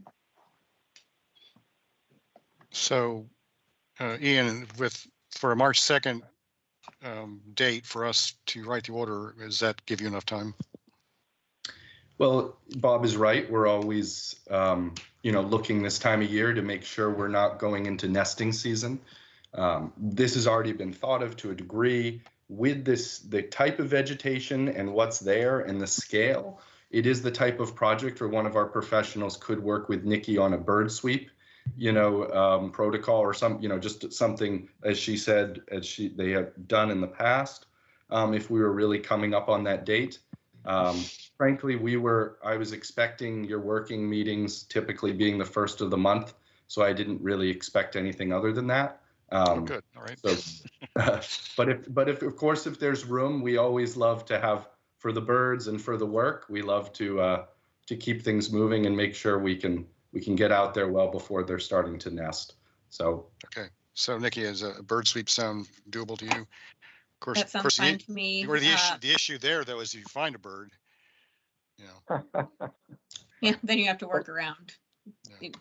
a good distance around, as I learned once when I killed a cardinal nest. But so do you have a start work date? I mean, we're pretty good at getting these orders out pretty fast these days, within the week of. So March 2nd, Okay. we would get it out by, within the next 7 days. Do you have a start work date?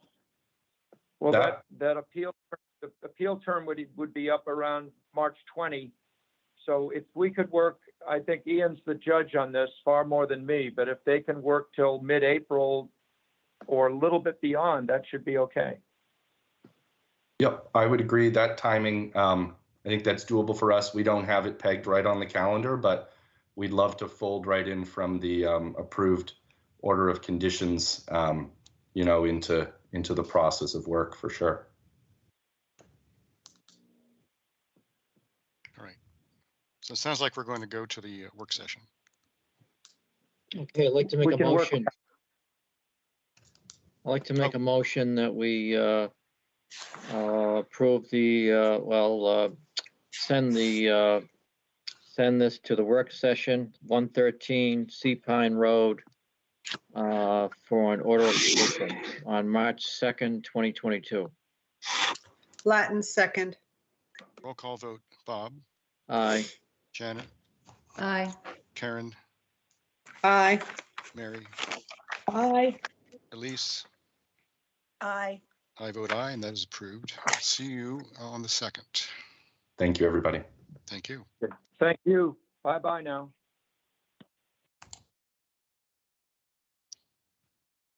The next order of conditions is 55 Sears Point Road, Chatter Revocable Trust, map 11A1, parcel X2, SE, it does not have an SE number, reconstruction of timber access stairs and construction of a patio. Good afternoon, Bill Riley, on behalf of Chatter Trust. Dave Clark is on the line. Doug Dick is on the line. He's our architect. I think Teresa's on also. Or There she somebody from is. Teresa's office. Hopefully. Yes, Teresa's here. Oh, good. So there are two aspects to the application. One is they want to replace the existing stairs to the beach with a new set of stairs and a slightly different design. They want to add a patio off the northeastern side of the new home.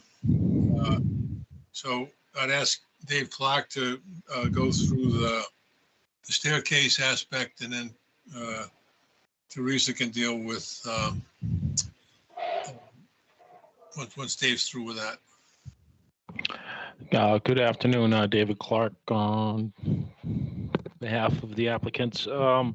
So the first part of the project is the stairs. The applicants would like to replace the stairs. The landing on the shore is cumbersome for them, given there's just a chunk of concrete there that the stairs land on. So the proposal is to remove the stairs in its entirety and replace it. The beach has dropped a little bit since when the stairs were first built. So rather than extending an extra step or two out perpendicular to shoreline, we're proposing a landing and extending the stairs so it's parallel with the revetment, trying to keep it as far away from the mean high water line as possible. As far as alterations to the beach area, rather than trying to dig in any type of concrete footing, we're proposing helical piers, galvanized steel. They'll be driven into the ground, hydraulic screw into the ground, and then from there we would do the timber framing. Up at the top, or within the revetment and above the revetment, there are existing footings that we would reuse for the stairs, so no excavations required. And then on the upper level, the platform, the landing, we're asking that it be just a little bit wider and increase the depth of it by 3 feet in the landward direction. And this is kind of to make up for the loss of the deck that they purchased with the property that they had to get rid of because it was unpermitted. So if there's any questions on this portion of the project, I'd be happy to answer them. Bob, would you like Teresa to go through the patio portion, or you want to stay with the? No, I think it's good to hear everybody, and then we can take it as a whole that way. Okay, Teresa. Sure, thank you. Teresa Sprague with Blue Flex Design on behalf of the applicants. There's two other pieces to the project that we're proposing. One is a 294 square foot dry laid patio off the northeast corner of the house, as Bill had pointed out. This is located on the northern side of the previously approved sunroom and just to the east, so would allow the property owners access to an area that is currently very much disturbed, was previously proposed to be lawn area. However, in looking at the way they would use that area and the location, the shaded area that it's in to the north of that sunroom wing, it became pretty apparent that grass was going to be difficult to get well established in this area. So the proposal is to put in this dry laid patio to allow them to have an area for their grill, And that's within easy access off their sunroom and the rest of the kitchen area. With that, we're proposing an additional 4,280 square feet of invasive species management and restoration. And this will sort of abut, well, it will directly abut the previously undertaken or that we're in the process of managing right now, the invasive species management project that was previously approved. So it will actually give us an opportunity to continue that invasive species management throughout a more significant portion of the property. We've got a mix of bittersweet, honeysuckle, border privet, and Scotch broom in that area that we'd be proposing to remove. We'd be planting that area with six cedar trees, 3 serviceberry trees, and 120 native shrubs to restore that area and bring that previously approved invasive species management project a little further into the property. So happy to answer any questions about that.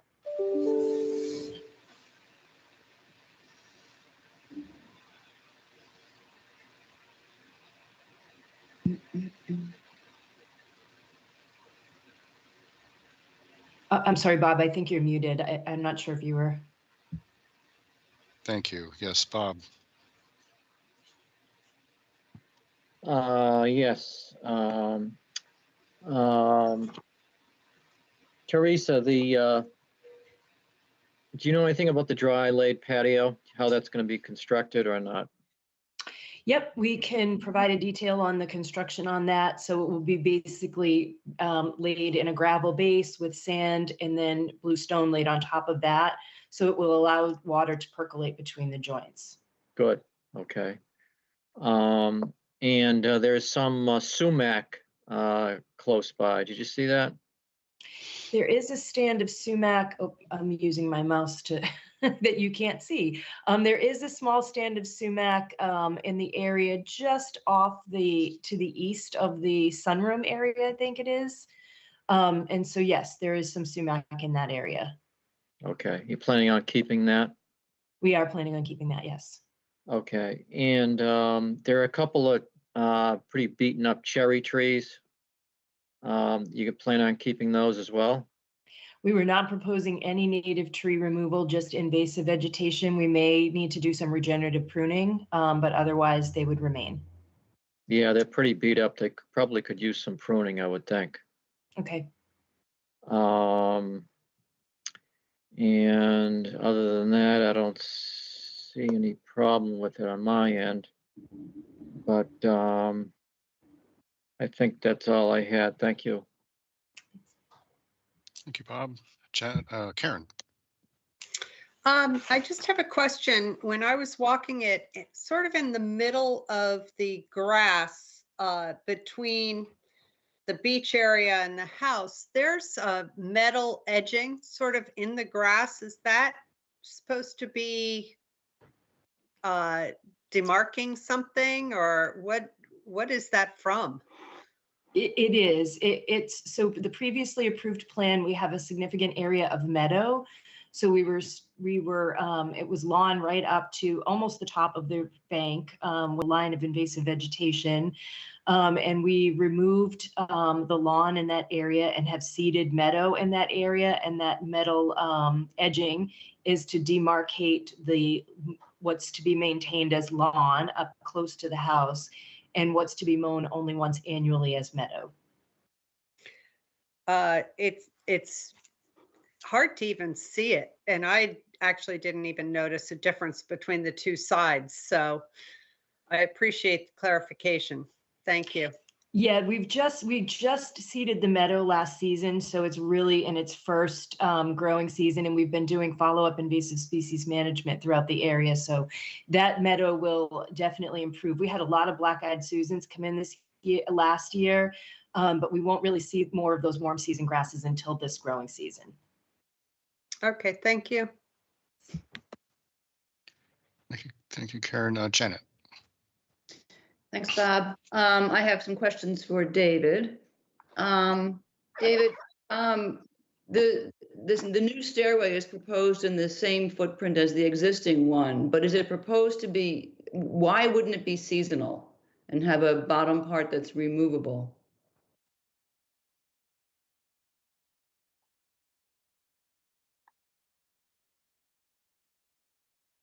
You're muted if you're speaking.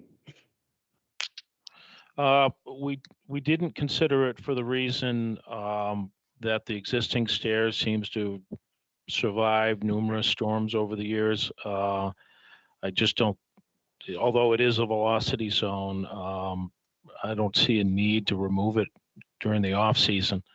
For the most part, another reason is that in the off season, the storms are primarily with winds out of the northeast and a storm surge for the northeast. So we just don't have that situation here that where having the stairs in the off season will pose any risk of being damaged.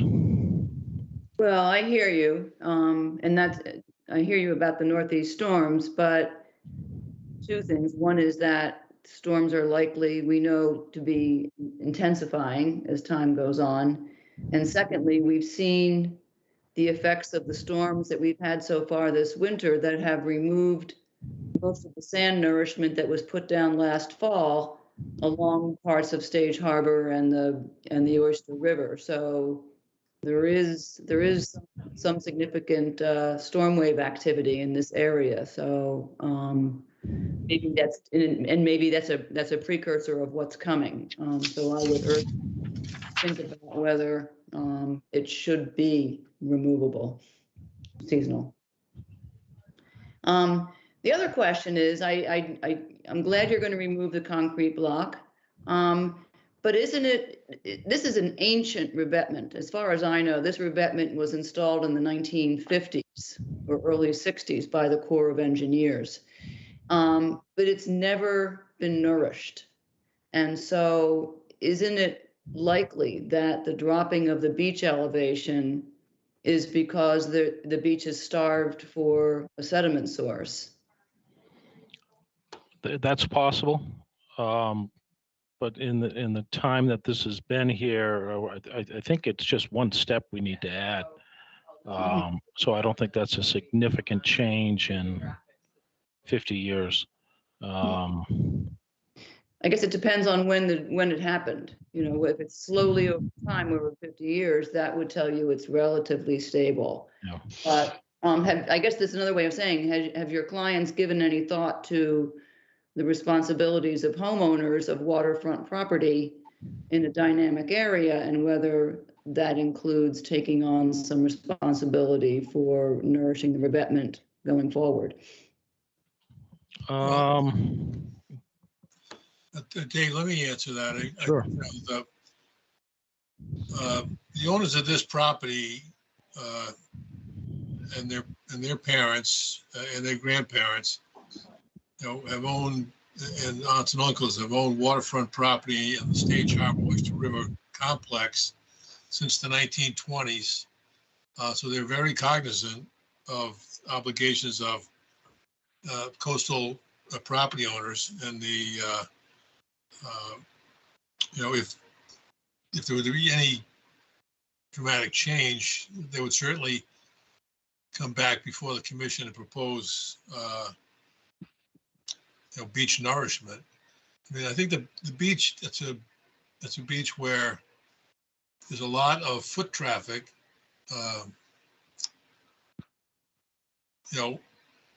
Whenever the bottom of the wall is exposed, which is really at all stages of the tide. So the water only reaches the revetment on king tides and the occasional storm. So I think the feeling is that it's a pretty stable area.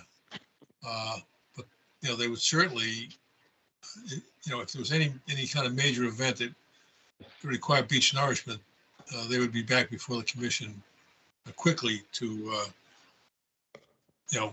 review their proposal with the commission and do the nourishment that's required. Well, I hear you. It's just that you're right, this particular area is, this beach is showing signs of declining. You can't, it's very hard. You can't even walk around this revetment from about up toward high tide through high tide because the water comes up.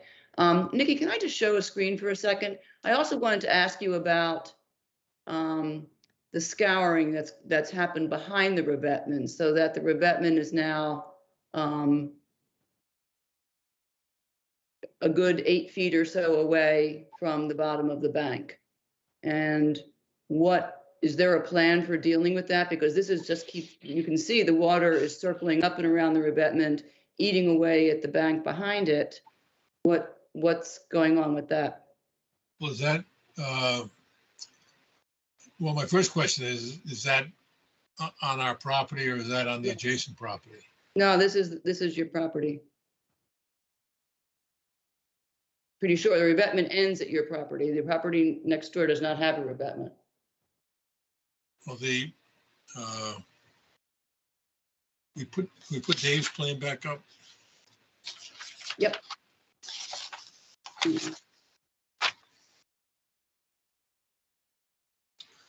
Okay, so I see that on, all right, so I'm looking at Dave's plan now, and Yep. the The scouring is at that eastern corner. yeah, I see that. Yep. So what I would suggest, since I wasn't aware of it, is that, I would talk with the property owners and encourage them to file an NOI to address that issue, appropriately. I don't think it's, I mean, I agree. I didn't realize, I never walked over that side, so I wasn't aware of it. But I think it does have to be addressed, and I know that the property owners will want to address it. So I would suggest that that would be something that would require a new filing. What do you think, Dave? You're muted, Dave. I would agree. Why wouldn't it be part of this if the revetment is in part of this application in terms of the stairway and the landing at the bottom? Because I think that the application to deal with the flanking on this thing is something that's going to require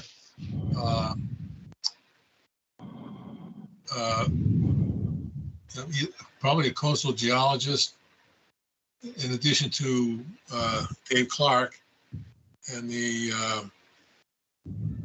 so we really want to study the dynamics of what's going on there, rather than just to make it part of this would basically require delaying this for several months while we bring that team on board and get an application filed. I hear you. I think that, and I, speaking for myself, that actually does sound sensible. I think it is a more, a larger matter, a more complex matter. And I mean, David, do you, or if you don't, certainly a coastal geologist would look into whether, I mean, one of the questions, this area is so dynamic, and the dredging that's been taking place at the Stage Harbor Inlet may or may not be impacting the currents through this area, and may or may not be impacting what's happening to the beach in this area. Is that something you know about, David, or could be looked at? Whether there's a role? It's not something that I've looked at or can really speak to. Okay. Yeah, Janet, if you could, after the hearing's over, if you could email me that picture. Yeah, I'll get it out to my clients right away, and we'll get Woods Hole Group or Bob Perry or Jim O'Connell or someone to help us address that issue. promptly. Okay. That's all I have for now. Thank you. Thank you, Janet. Anyone else? If not, I'll just talk about a few mostly procedural questions. The land management plan introduction mentions a new pervious parking area, which I don't know if that is supposed to be in there or not. So where are you? Yeah, the introductory section of the land management plan, it mentions a pervious parking area. I believe it's referring to a new one. So that may be a leftover from another application, unless that's something I missed. I'm not aware of it. Application. Teresa? I believe that was something that was discussed with the clients at one point, but was removed from the plan. So I apologize if it was not removed from the land Okay, management. that's plan. good. That makes it simple then. Okay. Also, Well, the land management plan mentions 4,280 square feet of mitigation, whereas the coverage table mentions 750. So anyway, just an apparent discrepancy. I'm guessing the larger number is the correct number. 4,280 square feet is the correct number. Yeah, Yes. so I think the coverage table just needs to be updated. Okay. But other than that, I'm glad my main question had been whether the patio is pervious. I didn't know that I saw it, but the fact that you say that it is, that's good, and we'll make sure that's in the OC if we approve it, of course. Overall, I think it's I understand what Janet is saying about. I guess my question is with regard to the stairs and the condition of the revetment itself. Is there any reason for anyone to think that that revetment is going to need to be renovated wholesale, replaced wholesale, or anything such that would affect the work that's being done for those stairs? Without consulting with an appropriate professional, I really can't answer the question. I mean, it seems to me,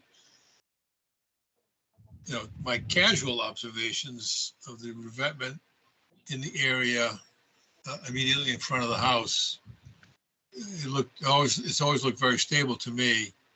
But we'll really need to bring on. All right. Well, another reason I asked the question then, of course, is, do you want to, is there a risk of you doing this work on the stairs and then you have to come back and redo the revetment and then redo the work on the stairs? And well, I think a couple of issues. One is that any revetment work would really be probably at the earliest would be next fall or winter.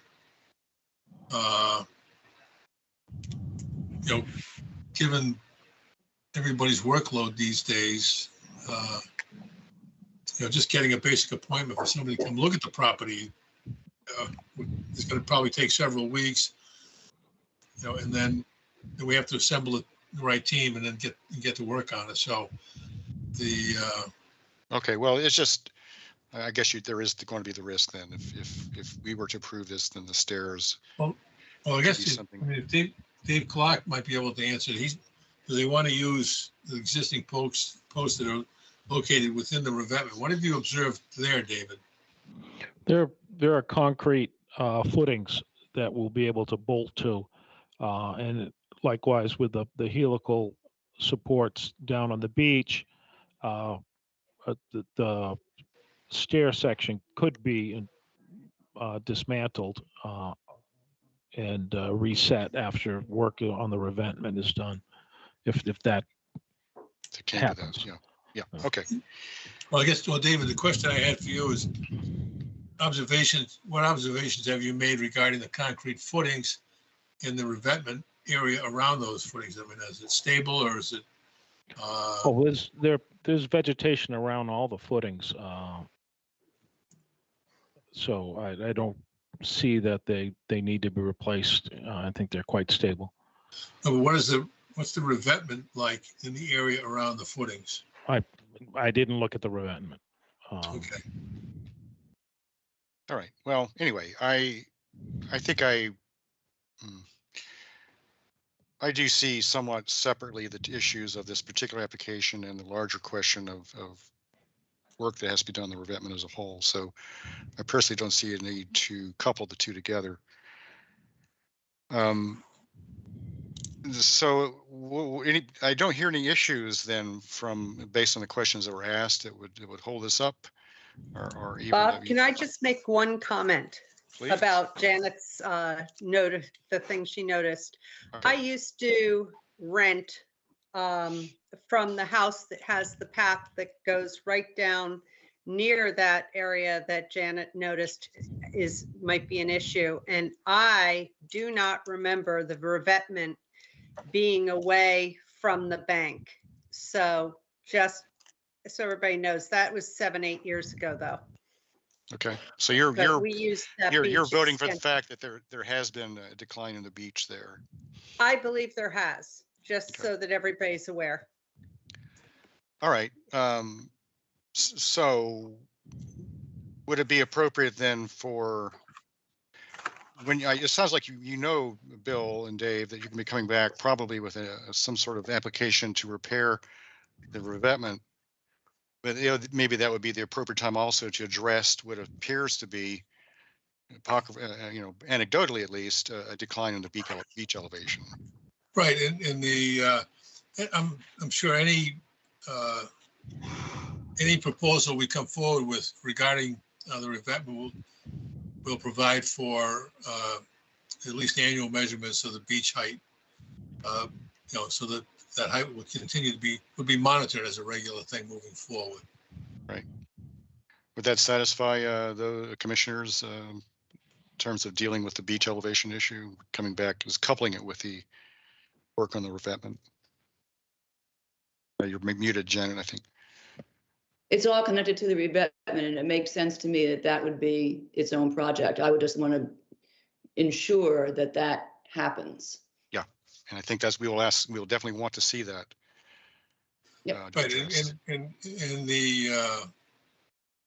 in my report to our client after this meeting, I will make her aware of it, and it's just be a question of assembling a team and getting the thing started.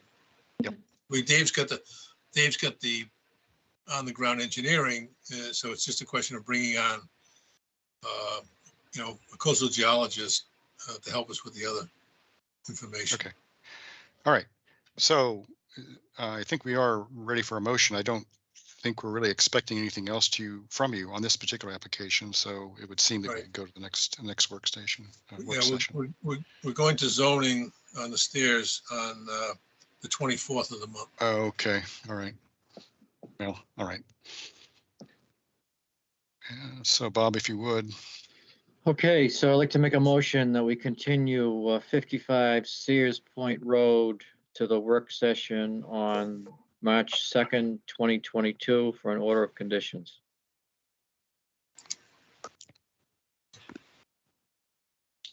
Karen, will you have I'll take a second from anybody. Latin second, sorry, I go. had muted. All right. Roll call vote. Bob. Aye. Janet. Aye. Karen. Aye. Mary. Aye. Elise. Aye.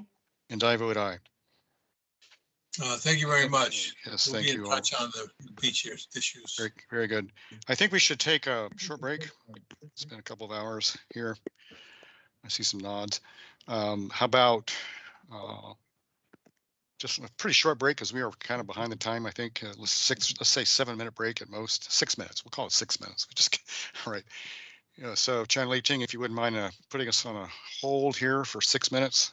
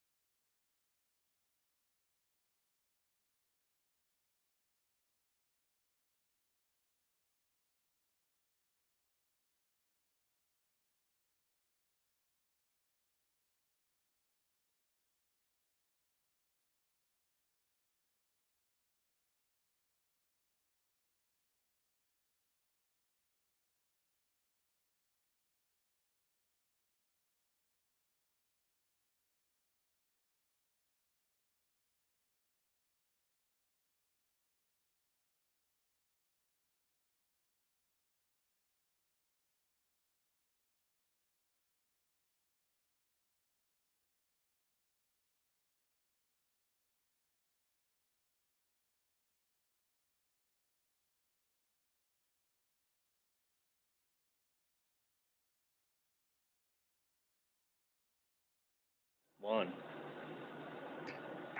Should have asked if Nikki's here. I'm here. You're here, good, all right. Lucky. All right. So we're doing okay for time, I think. We have 2 more NOIs. But we can't. Yeah, I we would say can't. about We can't 20-ish dilly-dally minutes. too much. Yeah. About 20 minutes per. Yeah. What's I'm left. starting my little timer here. All right, if you would, then Nikki. All right, the next one is 28 Sears Road, Thomas and Jessica King, map 11A, parcel 16, SE 10-3538, construction of a swimming pool. Good afternoon, David Clark again on behalf of the Kings. And Teresa Sprague is here also from Blue Flax. The Kings would like to construct a swimming pool. The resource area is a little pond on the neighboring property. Blue Flax Design delineated the BVW around that little pond. The pool is within the outer 100 feet of the buffer zone to that flagged wetland. And the pool and the patio itself is entirely within the lawn area behind the house. So no native vegetation needs to be disturbed in order to construct the pool. Along with the pool, they're also asking for a pool fence around the pool, and we show that it almost coincides with the work limit line. As mitigation, Teresa's here to present the restoration plan. Basically, it's everything, well, not everything, a chunk of land to the north of the pool that will be, I'm sorry, non-natives will be removed and natives planted. Construction access will be from the east side of the house where all the boats are right now. So all those will be moved out and they can get around the house with small excavation equipment to get the pool dug and materials brought in for the patio. Be happy to answer any questions regarding the pool itself. Otherwise, Teresa's here. All right, let's hear from Teresa. Thanks. Good afternoon again, Teresa Sprague with Blue Flax Design. So as David pointed out, we've got a bordering vegetated wetland located just off property on the east or to the east of the property with a 50 and 100 foot buffer zone. We've got lawn, as David pointed out, extending north from the house to the top of the slope, which is where approximately David's showing the limit of work. And that area then quickly transitions into an invasive species disaster. We've got knotweed has colonized the slope leading down to the lower, what we're calling meadow portion near the shed and the beehives. There are several trees in that area, including some oak, spruce. There are also 2 Coosa dogwoods that we've shown approximate locations for on the slope. And in addition to that, there's a really large burning bush in that area. And as we continue north and down the slope, we've got about 80% cover, invasive vegetation cover. So bittersweet shrub, honeysuckle, border privet, periwinkle, porcelain berry, and creeping buttercup is located throughout that area, and we've shaded that in green on the plan. As we continue to move north on the property, that really thins out where there has been less historical disturbance. And so we really start to see a lighter invasion, so 5% and less cover the further northward we move. At the edge of the wetland, just off the property, we've got some beautiful high bush blueberry, arrowwood viburnum, red maple, as well as some poison ivy in that area. That's the main dominating vegetation. And as we continue north, we also see sapling size or seedling size American hollies getting established throughout that area. So the total restoration area is 9,040 square feet. Located within the 50 and 100 foot buffer to the wetland. We'll be removing the invasive vegetation. We'll also be managing some of the poison ivy and greenbrier, restoring the area with native vegetation, including 6 trees, 155 shrubs, as well as some meadow area that's located directly around the existing shed and the beehives. Again, thinking about pollinator habitat and allowing access. We're showing a pathway through to allow access to the shed and to the beehives, and then just a small pathway less than 4 feet wide, just to allow access to the back portion of the property. The shrub vegetation will mainly be planted within the 50-foot buffer to the BVW, and then again along the slope leading down from the back of the lawn area towards the meadow area. And then we're also going to be increasing the buffer with native vegetation along the western property line, just to provide some additional privacy for the property owners. We are also around the pool equipment area. We'll be proposing some native grasses to screen that, and then some native grasses and wildflowers just at the top of the slope before we transition down into the restored woody vegetation and meadow. So happy to answer any questions about the proposed restoration portion of the project.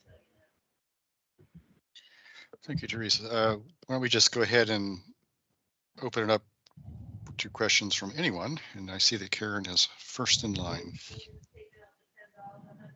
Yes, I see, Teresa, on your plan, there's the proposed in-ground risers going down toward the shed. And then once, I assume those are just dry laid. What are those, first of all? And then after it's no longer risers, what is the pathway going to be to get to this bee box and the shed? Yep.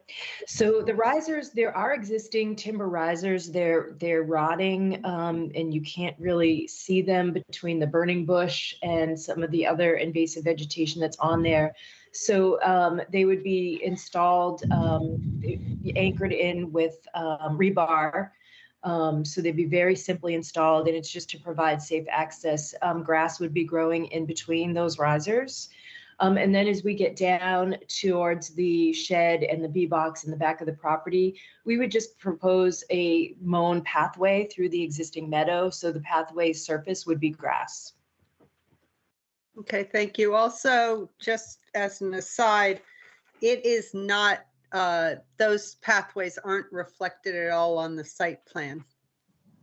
I don't know if they should be, but they're not there. So that I was interested to see that they were different from plan to plan.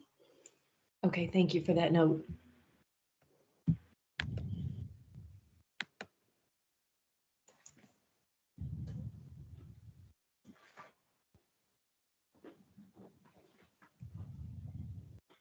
Stop.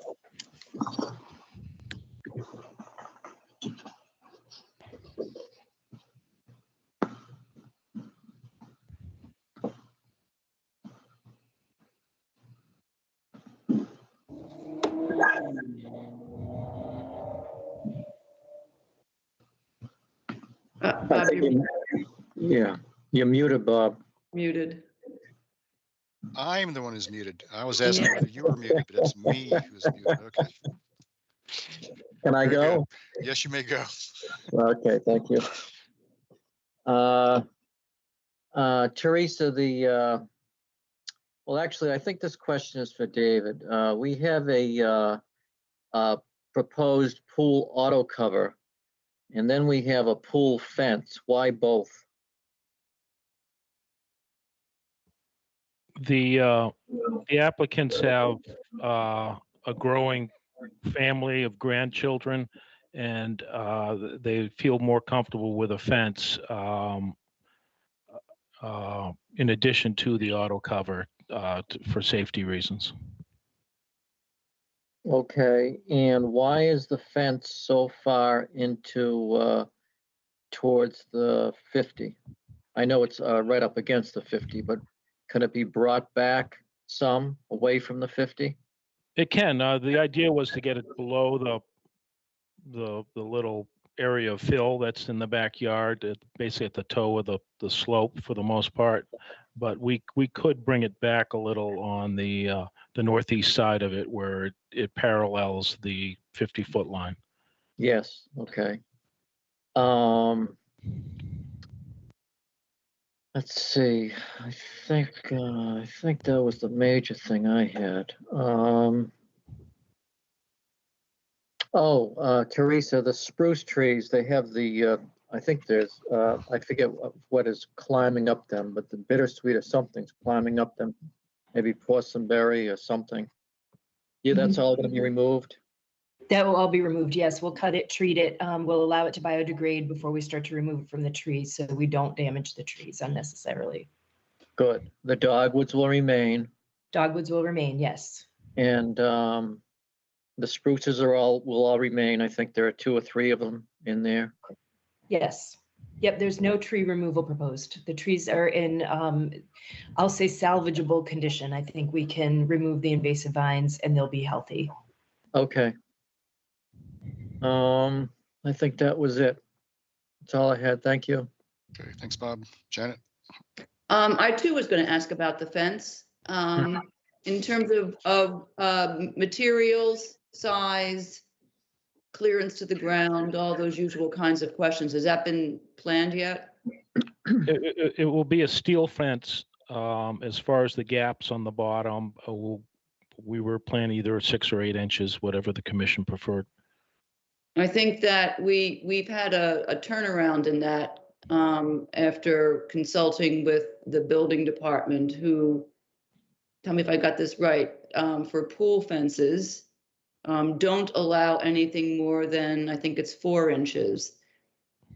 Right. I have to say, I thought about it and thought, we don't want, when it's just a pool fence and it's really enclosing the pool, then it should not allow wildlife to get under there, because that's way too much of a risk for them. Even if it has an auto cover, I still could be concerned about that. This one, as Bob pointed out, is back into the mitigation area. So in that location, it is a barrier to wildlife movement. So I'm not quite sure how to resolve that. Well, we can take a look at moving it like Bob requested, moving it away from that 50-foot line. We could probably move it to just the other side of the plantings that Teresa shows, the more substantial plantings, and maybe end it at the corner of the shed. Well, bring it to the shed and pick it back up on the other side. This technically wouldn't be a pool fence, so we wouldn't need the 4 inches. Okay. Because we do have the auto cover. This is just a peace of mind for the owners. But it encloses the lawn area as well, so it encloses the play area as well as the pool area. Yeah. Okay. And when you say steel, is it solid? Is it? They haven't made up their mind. It's either going to be an ornamental steel fence or vinyl clad chain link. It all depends if they have to look at it or not. So they were leaning towards vinyl clad chain link if it was in the location that's proposed now. If it comes up the slope and it becomes more visible, then they might go to a more ornamental steel fence. Okay. Got that. All right. Thank you. Don't see Hey, any this hands is up. Nikki. I just have a Thanks, Nikki. All right. question. So the fence, I definitely agree with pulling it in further. It could be a good way to demarcate the invasive area, but I'm also worried about access to maintaining the naturalized area. Not maintaining, but if there's invasives or anything that needs to be done on the other side of the fence. Yeah, where the path is, we're proposing a gate, so we can rework that and still have a gate for access for maintenance of the mitigation area. Okay, yeah, Yeah. so I was just worried that if the fence went in here, then you wouldn't be able to access this stuff to make sure it was maintained as.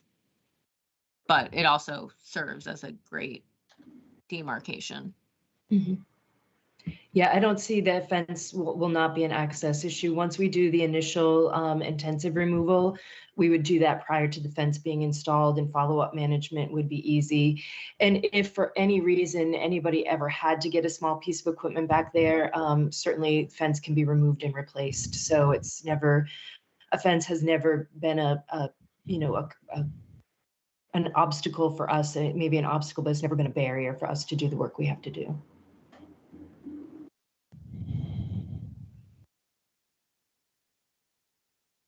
All right, thank you. That's all I had. All right, Nikki. Yeah, I had the same. Let's see. Oh, Bob has another question. Just quickly, Bob, thank you. Just a comment. It says Cape Cod lawn behind the pool. I mean, when I walked over that lawn, it didn't look like a Cape Cod lawn to me. It looks like it's been fertilized and so forth. So hopefully, in our jurisdiction, it's not in the future. Just an editorial. And I can state that in talking with the property owners, they don't want lawn back there. They don't want to maintain any lawn at all. It just seems that from a utility point, we actually encourage them to keep some Cape Cod lawn back there, because they're going to need to have access and circulation around, and they're going to need to access the pool equipment for maintenance.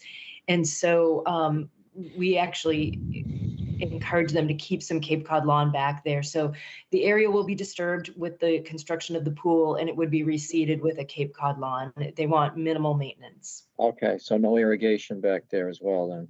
Correct. Yes. Okay, that's good. Thank you. Yep. That's all I had. Thanks. Okay, thanks, Bob. Yeah, the only thing that struck me about the application is what's already been, they already got everybody else's attention, which is that fence. And I think most specifically, we would not want to see a fence in a mitigation area. So it not only has to be pulled back from the 50-foot line, but I think it cannot be where the green part is, because if it's mitigation, you shouldn't be walking on it.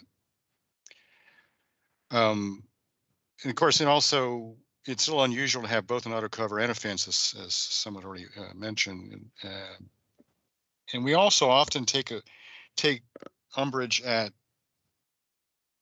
what are called pool fences, but I'm glad, David, that you actually said it's not really a pool fence, because it is in reality a property fence. So, however, if it's pulled back to where the mitigation area boundary is, then it's a relatively constrained property fence, and I suppose that from a wildlife perspective, it's not particularly restrictive. So I would echo that that request that it be the boundaries of the fence be pulled back out of the mitigation area. Anyone else have anything on any other aspect to the project? So if given that I see none, then it would seem like we could move to work session as long as we receive a revision on the particulars of the location of the fence. And at that point, it would be possible, I hope, to tell us what it's made of.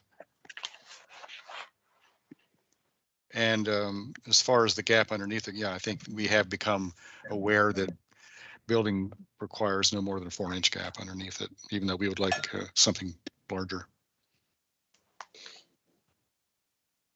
Yes, I think with just a revised plan on exactly where the fence is going, we can do the work session for an order. Any changes we've requested are not going to change the actual project in order. So yes, March 2nd should be fine. We will have a plan to you by the 23rd. Very good. Or the 23rd.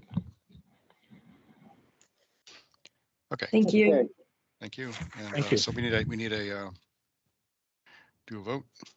Okay, I'd like to make a motion that we continue 28 Sears Road to the work session on March 2nd, 2022 for an order of conditions.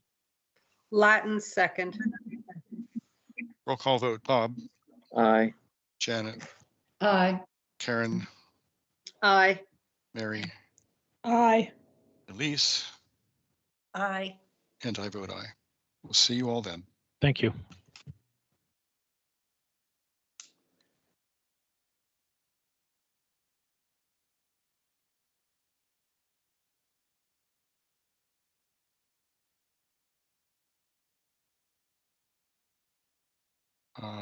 So Nikki, She's muted.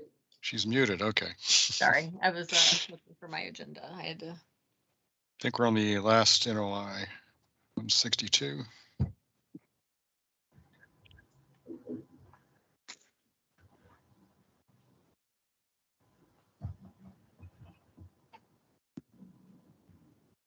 Sorry, I have two different computers going. Let's see.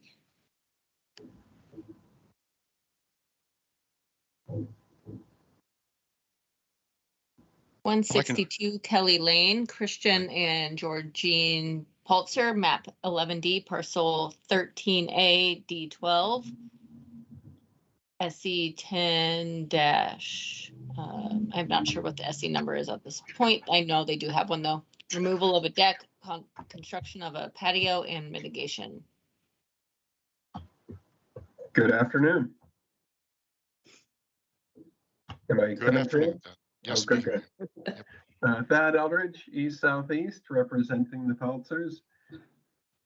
Nikki said it all. They're proposing to remove an existing deck and construct a larger patio than what exists.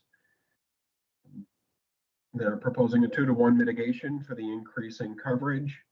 It's about the same amount of area sequestered with the pool fence.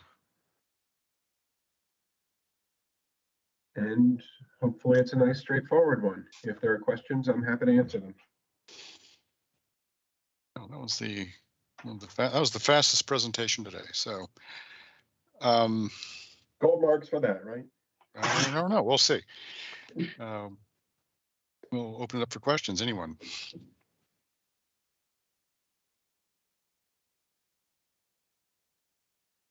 Surely there has to be one. If not, Okay, let's talk about fences. Let's talk about. Oh, let's talk fences. Yes. Let's talk, while we're talking about fences. So Thad, can you explain, I was a little confused in some of the notes.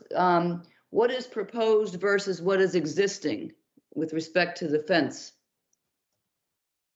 So if you look at the two panels over to the right, we were hoping to make that a little more clear with the existing and the proposed. The existing fence comes off of a wall and comes around around the lawn and then back up the side of the deck. The proposed fence starts at the same end of the wall where there's a little bit of wall proposed, and then it comes around where the wall is proposed. Is it an extension of the existing fence, or are you replacing any of the existing fence? It would be the same material, but it would be taking out the existing fence and putting in whatever can be reused or replacing in a slightly different location. Okay.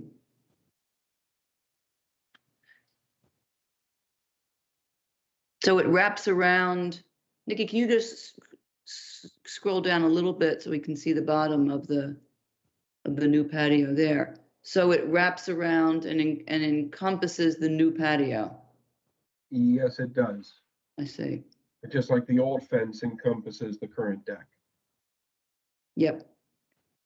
But comes out a little bit more. Okay. And a similar question on the steps. There are some existing steps. Go ahead. So the fence comes out a little bit more at the building, but it gets pushed back a little bit more at the corner of the pool.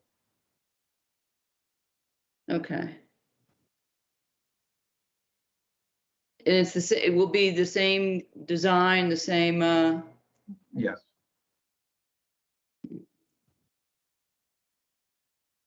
And same scale, same size, same material, etc. Yes.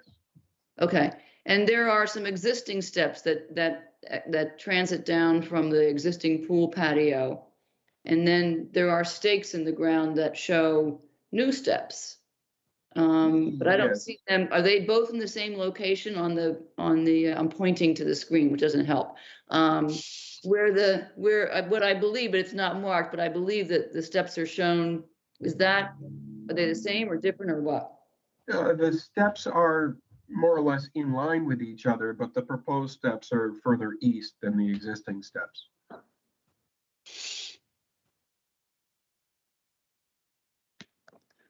If Nikki could actually go to the site plan to the left.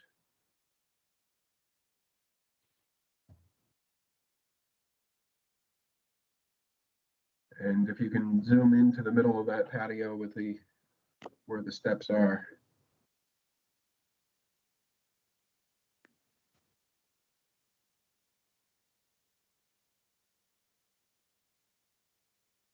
So you can see where the patio curves. There are two rectangles. Those are the current steps. And then to the right, there are two proposed steps. So that the one that's a little bit lighter is the current, and the one where Nikki is pointing to right now is the proposed. Correct. Same material, slate or whatever. Yeah. Yes. Okay. Okay, that's all I had. Thanks. Okay. Thanks, Janet. Anyone else? Anyone at all? I think we had some background investigation into whether or not this was this is a pool that's in the NDZ. And as my custom is to make sure there's a documentation to show that it was legitimate for it to be there. And I believe we finally, I think I finally, to remind me, Thad, is this the one where there were several like this, but one where building code shows, or I'm thinking of a different one. Anyway, go ahead. Can you summarize that, the fact that the evidence that you found that this is the pool was non-licensed? The pool was constructed in 1998 outside of the buffer. In 2014, the floodplain elevation here raised 6 feet. Right. Making these coastal banks and then putting it well within the buffer. Right. Until then, it was out of the buffer. Okay. Yeah. I'd like to see. Is anybody else? I would like to talk. Okay, Bob, go ahead. You're probably going to talk about the same thing I'm going to talk about, but go ahead. Go ahead, Bob. I'll go after you. No. I'm looking at the mitigation. Yes, well, that was one of my questions too. But anyway, the dry laid patio, what material is that going to be actually? That's either a stone or a paver. And what are you going to use for joint material? A coarse sand. Coarse sand. Okay, so that'll allow for plenty of infiltration, water. It'll allow some infiltration. It's certainly better than the epoxy mix that they can use. Right. Okay. Yeah, and Bob brought up the meadow that's proposed for mitigation. What would that be actually? Those are inkberry and pasture junipers. Okay. And then we do have the strip around it. This is a heavily invaded area. So it would be an island of mitigation with a path around it so that we could keep the invasives at bay. Okay. Yeah, I didn't actually see the planting list on here, but maybe I missed lower right in the plan. Okay. Oh, lower right. Okay. Probably why I missed it. Okay. That's I didn't see it either, Bob. So make two of us. Okay. There it is. Okay. I see it. All right. Okay. Inkberry and juniper. I see it now. Okay. Okay. Okay. Yeah, as long as that's maintained appropriately, and that's good. You said there's going to be a mow strip around it. Yes, kind of a mowed seasonally mowed path around it with the ability to get in there and fight back. Yeah, okay. All right, thank you. Thank you. Yeah, so, the mitigation, now that I know what it is, it wasn't, there was no staking for it, but I think it finally became clear where it was. There's a lot of mowing going on down there, and I guess another approach, actually, from my point of view, would have been just to stop mowing so much down there in terms of, instead of putting in mitigation, but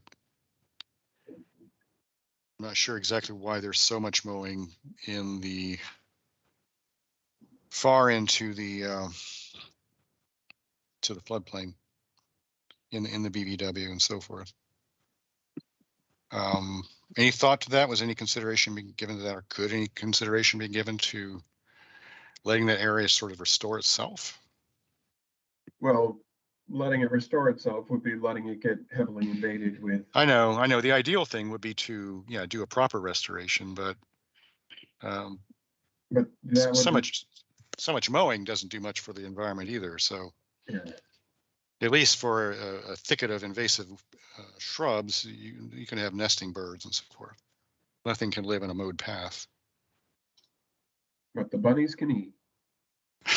Well, the bunnies would have a place to hide, which is what they And want we to do. did review this with the clients and went back and forth, and it was ultimately determined that the 2-to-1 mitigation was best for them. Sure. Well, yeah, that we just sort of have to trust that most strip will actually be mowed and that the mitigation will be taken care of, et cetera. Based on your previous comment, I don't think they have any issue with mowing it and yes, keeping the invasive. Yeah, you're right. They'll be right there with the mower. I agree. Okay. Anyway, probably a minority opinion on this, but whenever we see situations like this, I just would prefer just let it go back to what it was, and then, as circumstances allow, begin to restore it properly instead of putting a little island of mitigation in the middle of the sea of invasives. Bob, I got You got a thought? something to add on that. Okay. And, like a compromise, what if they've only mowed it annually in that area?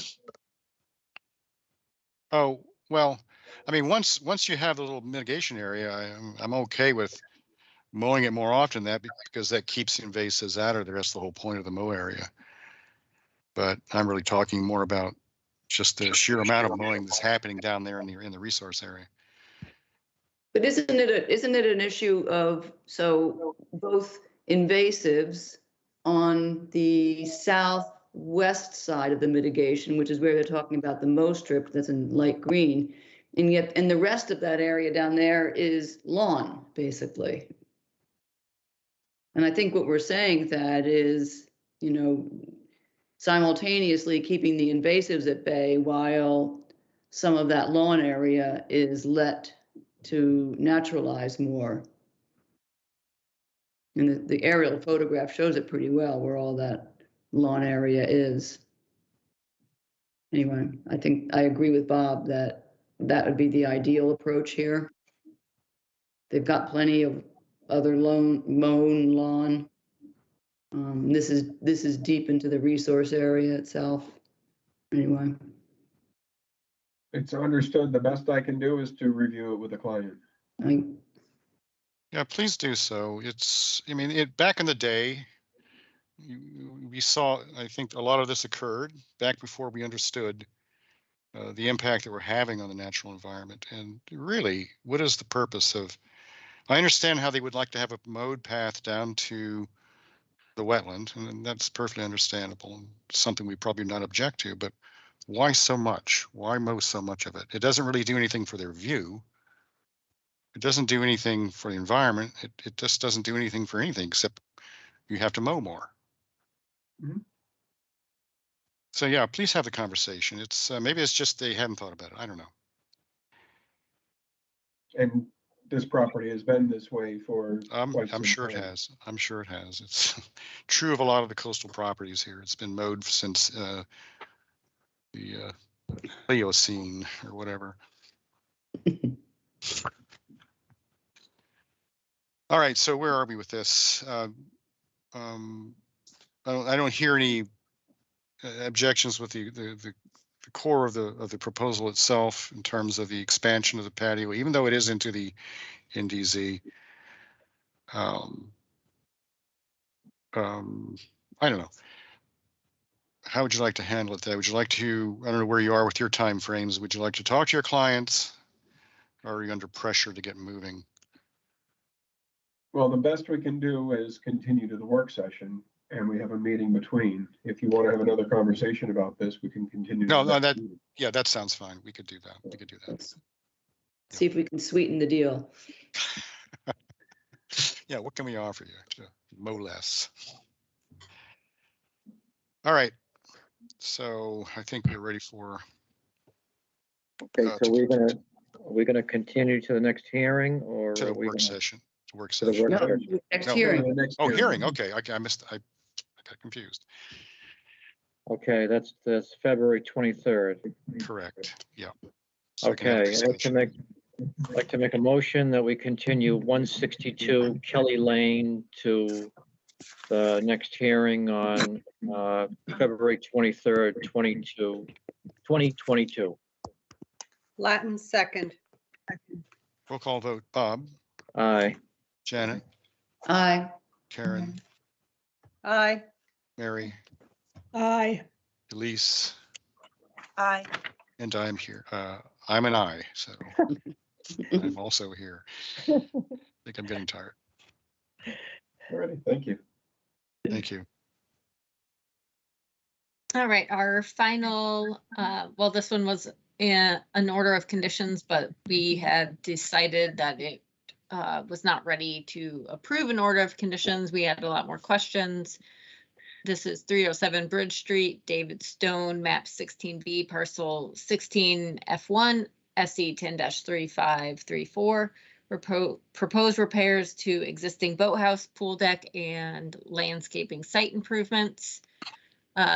I do want to preface that Judy from the health department did not believe that they would need a full septic upgrade, that just the replacement of the pump would be fine because they are not adding any increase in flow. So they're not adding any bedrooms or anything. Renee, the shellfish constable, sent a comment letter that is in the Dropbox that I can read if necessary. Just and I believe Todd has seen that, and anyone associated with the project has seen that. If not, I can read it out loud. But she just had some questions about where the boathouse was going temporarily and the work protocol for that.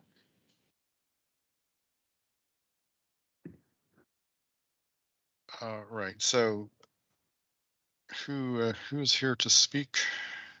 We had a submission. We had some revised materials in Dropbox. And if anybody would like to summarize, I guess that is essentially what we would call the work protocol. Here it's called work process summary. Correct. Todd, through the chair, this is Todd Turcotte from Coastal. Yes. How are you today? Yes, so yes, additional information was submitted as requested for work protocol. JT Newton was not able to be on the call today, but he was the one that prepared that for mostly the work in the vegetation and the landscaping for the work protocol for that. So that was provided as requested. Okay. So we have you all seen the Shellfish Constable comment letter? Yep. Yes. Okay. And have you seen the DMF letter? So we don't need to read those. The question, I guess I'll just start off since I haven't started yet. The question that I had was with the work protocol, or what you call work process. That's where I guess I would have expected to see a discussion of how to address the concern by DMF and Shellfish for where the boathouse is temporarily relocated, where it should be out of, it should be upland, as they say, as they both said. So where have you, or where will you address that? Well, we don't have a lot of, so it was actually shown on our drawing as to the temporary boathouse relocation. There is a square to the northeast of the existing boathouse. When you say drawing, you mean the original site plan? Is that what you're? The site plan, yep. Okay, all right. So that, yeah, we have to actually go back. So apparently, so Nikki, can you throw that up on the screen? Just because I don't, it's not in this week's Dropbox folder. Yes, I'm working on that right now. Okay.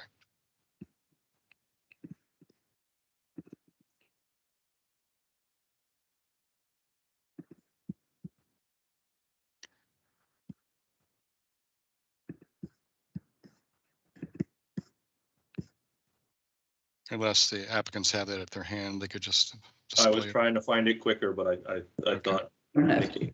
thought.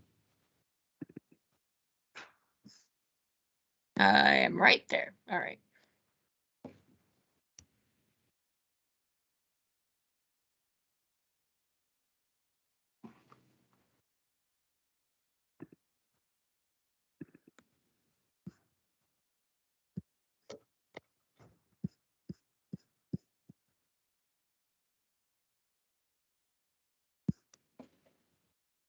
So on our drawing, Nikki, this is JT's drawing, blue flag. So right there, in the limit of work area in the red line in the upper right corner of that is where it's located. House relocation. And in the narrative, it was discussed that it was going to be put on temporary piles that would be installed and/or, I believe, cribbing if warranted. Whatever was really easiest for the client and did the least damage to the area. For easiest for the contractor, sorry, not the client, for the contractor, for what they were doing and how they were moving it. There isn't really any area upland of it and where they're going to be working from. This kind of made the most sense for swings and moving it in that area versus trying to go northwest across the existing deck, which has all the damaged piles that they're replacing also. So it was left in extreme proximity to the existing so that it was an easy move and put over in that area on temporary piles. Okay, so temporary boathouse relocation, which to my eyes is even closer to Mill Pond. Correct, because you've got a slope with vegetation behind it that we're not touching. It's in the water, so if you put it on piles, it's elevated above the resource. If the order of conditions requires that it just be put on piles so that it minimizes the damage to that area for the week or two that it's going to be relocated while the work's being done, that we're completely acceptable to that. I'm sorry, So, could you restate that again, just for clarity? If the order conditions stipulated that it had to be on piles, temporary piles that were installed and removed, that we happily accept that. We'll have no problem with that. And it'll be, most likely 4 piles with some support beams on it just to hold it while it's there, while they're doing the work to then go back. So So the state saw this plan, and their comment was that it appeared that their comment was that this temporary location was not what they would like. That's the way I read their letter. I apologize. I don't recall receiving that letter. Okay, that's part of the confusion here. All right. That might be it. Yeah. So maybe, Nikki, you should read it.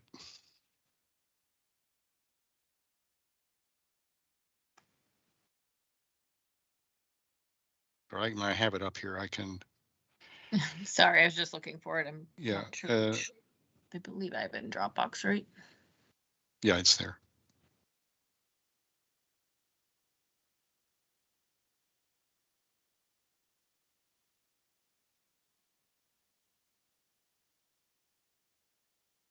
I'll just read a part. They have some bullet points. According to project plans, the boathouse will be relocated to the intertidal zone over mapped salt marsh vegetation during foundation replacement. All staging and storage of existing structures, construction equipment should be located on the upland side of the project site to minimize impacts to salt marsh vegetation and avoid compaction of sediment and mapped shellfish habitat. Another bullet point, construction activity, including equipment, well, I'm not sure this applies, but including equipment transit to and from the construction site should avoid intertidal and salt marsh habitat. And then the third point was fuel, the equipment should be refueled out of the resource area. So apologize, didn't receive that. At least I don't have it in my files. But it's with that bank slope, it's going to be extremely difficult to do anything upland. One option would be require it be put on a barge and float. So we could do that. We could look at that as an option so that it's floating during that time and anchored. And not in salt marsh. Yes, Cole, please. Hi, this is Cole Bateman. I'm a structural engineer with Coastal Engineering as well. This project site is also kind of limited for access based on Bridge Street's bridge. Right. So one of the, it's really difficult for means and methods of construction here for relocating the boathouse other than, downhill of the bank, even including a barge because of accessibility to a barge to the project site. So that's another kind of intricate detail to this project that we've been working around. Right. We'd have to come up with a contractor that has a barge small enough to get underneath, to get through the channel and deal with the drawbridge. So that's the limitations of this site. And, we're trying to minimize those impacts. That becomes a difficult challenge. Understood. We're just trying to navigate comments from the state, and also I'll read the salient parts. Do you have the letter from Shellfish? I do not have that one. I didn't receive either of those. Okay, well, you need to see both of those. Yep. But I'll read the bullet points there as well. Please consider conditions that would protect the salt marsh and intertidal lands while temporarily storing the boathouse. Another bullet point, if employing a transit barge, allow for use only at high water to avoid grounding or prop scouring. Another bullet point, avoiding impacts of the salt marsh and intertidal lands to the greatest extent possible. And then another bullet, as much as possible, conduct construction and staging from the upland portion of the project site. So sort of congruent with the DMF letter. We should get those to you. And I would think you should then, consider them and essentially respond as to whether or not you can adjust your plan, or if you can't, the reasons why you can't, and just sort of put it in writing so we can see it. And that would provide documentation in the event that it appears to us that there is no alternative, or at least it will allow us to understand your rationale as to why you think it's not possible. But yeah, my apologies. You should have those, both of those letters, and we'd like to hear your reaction to them. Nikki, did you send those to Sarah in my office by any chance? I was just looking through my email, so I will let you know. I almost guarantee that Renee sent them to someone named David, maybe. David Stone, the owner? Yeah, perhaps. It's possible. Okay. Who would those be from? One was from Renee, and one was from DMF. So DMF should send it to you automatically. I shouldn't have to send that, but no, Renee's... you shouldn't. That's why I'm. I'm trying to go I- through my stuff and I'm I not don't seeing. have anything, as far as I know, I don't have anything on this. So Well, I'm not sure who to look from, but that's fine. We'll It's a mess, circle but- back with that. We'll get it and review it. Okay. And we'll proceed from there. So what should we do in terms of continuance? I don't know how much time you think you might need. Oh, what next available? We'll get it and respond immediately. That's an easy. We'll deal with that. All right. yeah, we only have two options. We can find a contractor that has a barge small enough to get under the bridge, or we can't, and that's the end of it. We only have the option to leave it there. So Right. There's not really a lot of options here.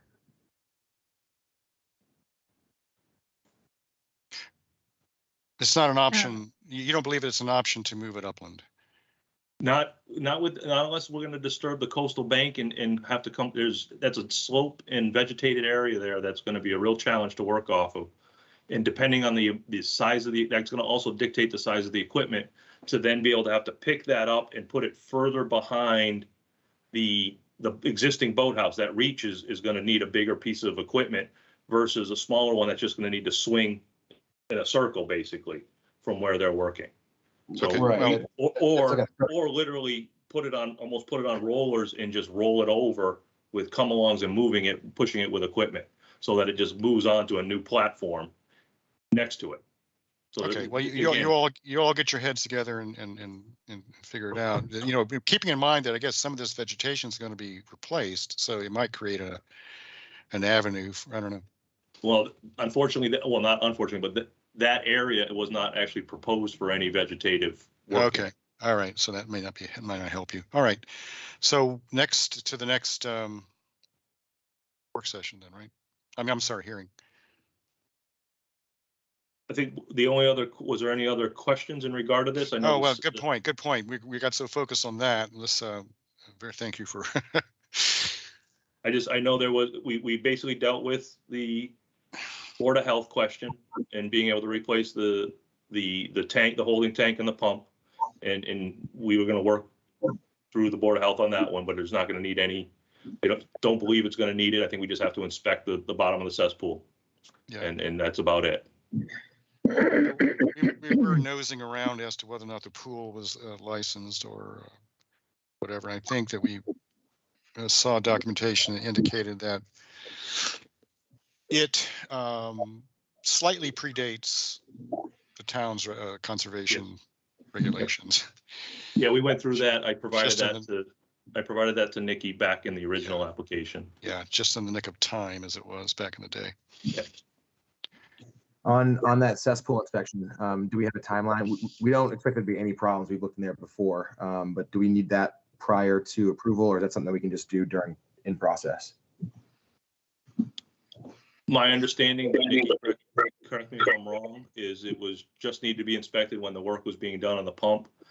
If anything needed to happen, the thought process is from coastal on our side is that we would abandon and get rid of the cesspool if it had to be dealt with and move any system outside of the 100-foot buffer for the resource area. So then it would just be an abandoned in place as required and come back to and work with Nikki as either a field change or amendment to the plan. So inspect it in process, and if there's any issues with it, we'll just abandon it and pick it back up in a different way later. That's fine. Yeah. Bob, you have a question? Yeah, I just had a couple of things. So the pool fence, you came up with that netting idea. I think that's a good way to resolve that, to have that net on there when no one's around, just to protect wildlife. And there is a lot of debris around the pool house and the boathouse on the ground along the coastal bank, abandoned pipes and hoses and that type of thing. Will all that be cleaned up as part of the project? We are planning to get rid of the debris in the area as well, yes. Okay, thank you. That's all I had. All right. So I would say that we're ready to have a motion for further discussion. Okay, I'd like to make a motion that we continue 307 Bridge Street to the next hearing on February 23rd, 2022. Latin second. Roll call vote. Bob, Aye. Janet, Aye. Karen, Aye. Mary, Aye. Elise, Aye. and I vote aye. So we will see you all then. Thank you very much. Thank you.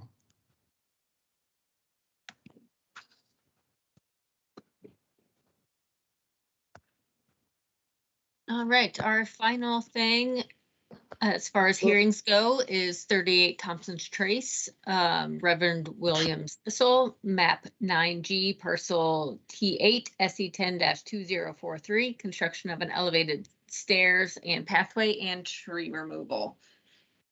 So this is clearing up a notice of intent from 2004. It was a pretty straightforward, just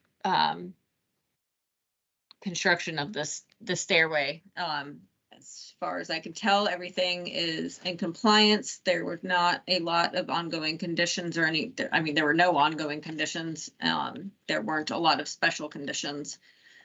So I recommend approval of this one. 2004, you say? Yes. Yeah.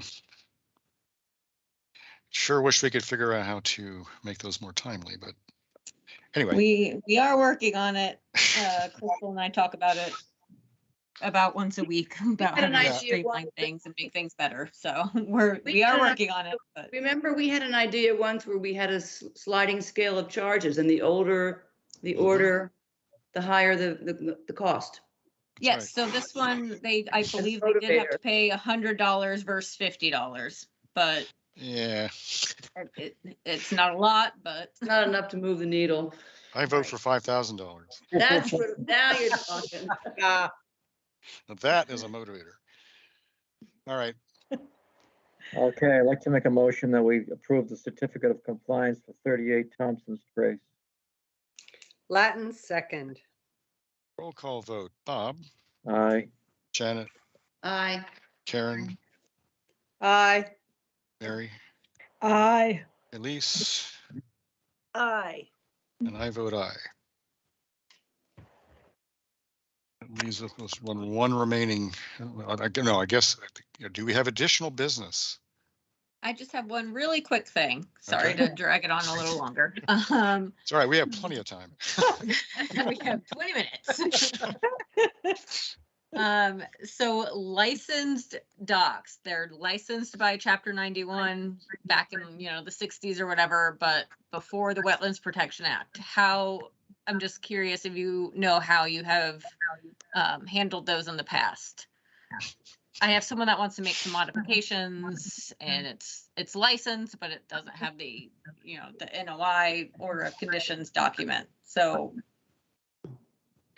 is it allowed to go back in? So I mean, I've already reached out to DEP, just haven't heard back from them. I just didn't know if you had knowledge of how the commission has dealt with it in the past.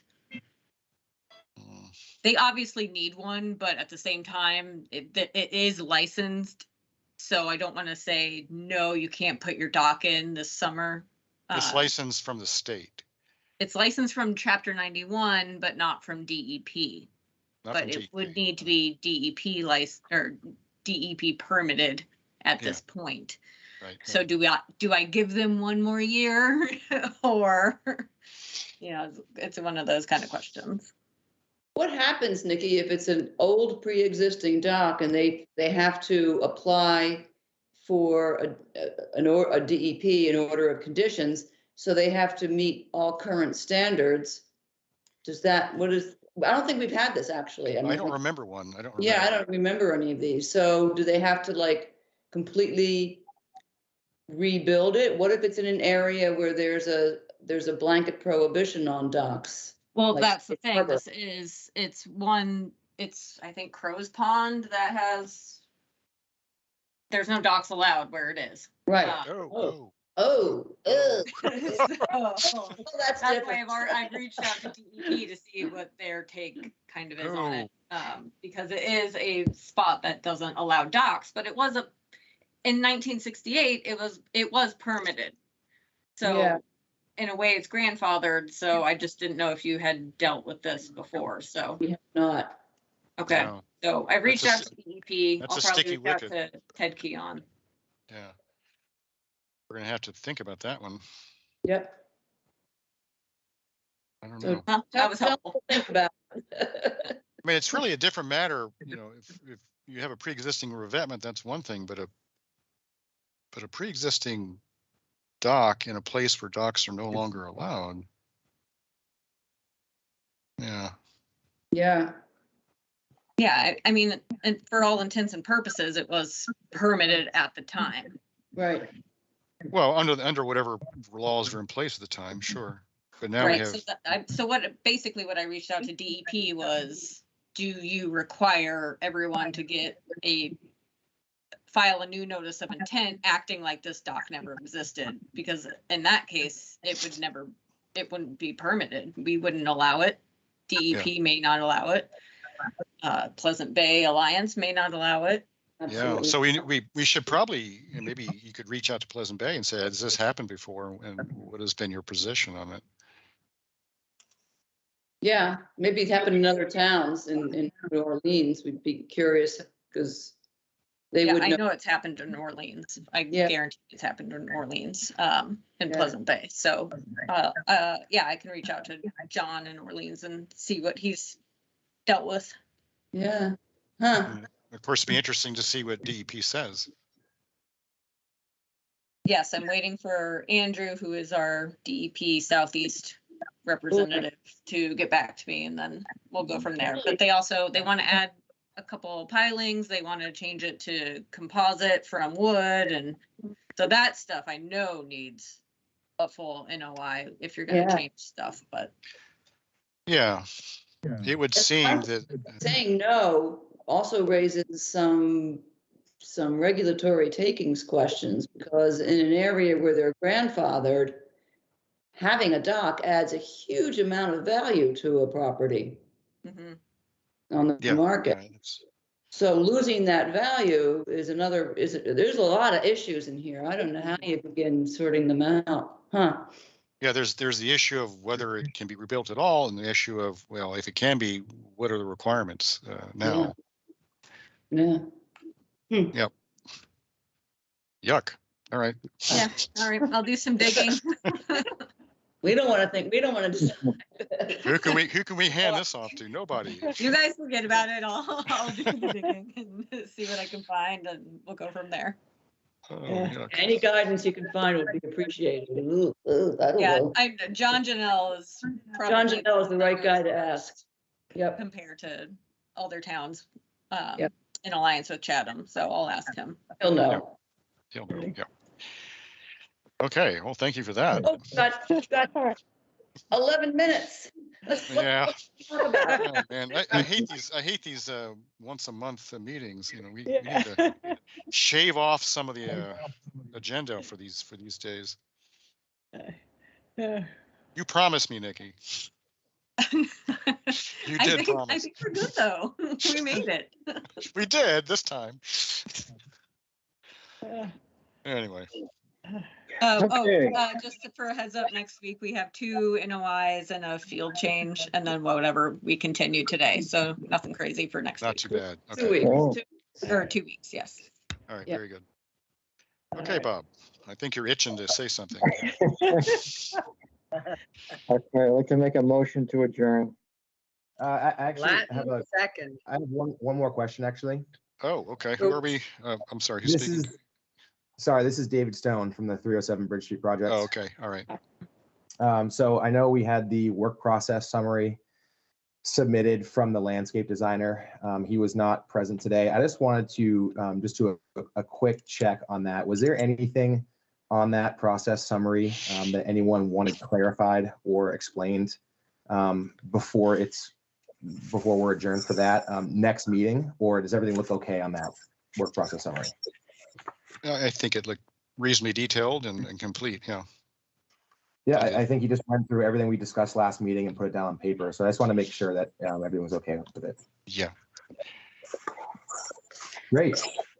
Okay. Well, you know, except for the part where I said that's where I expected to see discussion of the movement of the temporary location of the boathouse, but that's because Okay. you didn't know about that part. So that's right. So okay, we can just have that added as an addendum to that document. Right. So the press summary will have that added to it for our next meeting. Yeah. Okay. Perfect. Thank you, guys. All right. Thank you. Bye. Okay. So Bob, I think you're on Karen again. seconding. I already seconded. Oh, you did? Okay. On the Roll call vote. Bob, Aye. is that an aye, Bob? I think I Aye. heard it. Janet, No, he's a half. he wants to stay longer.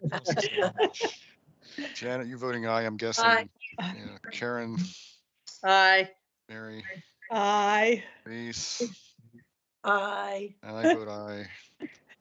Thank you all for sticking in it. This is maybe it's good to have a deadline at the end of it, you know?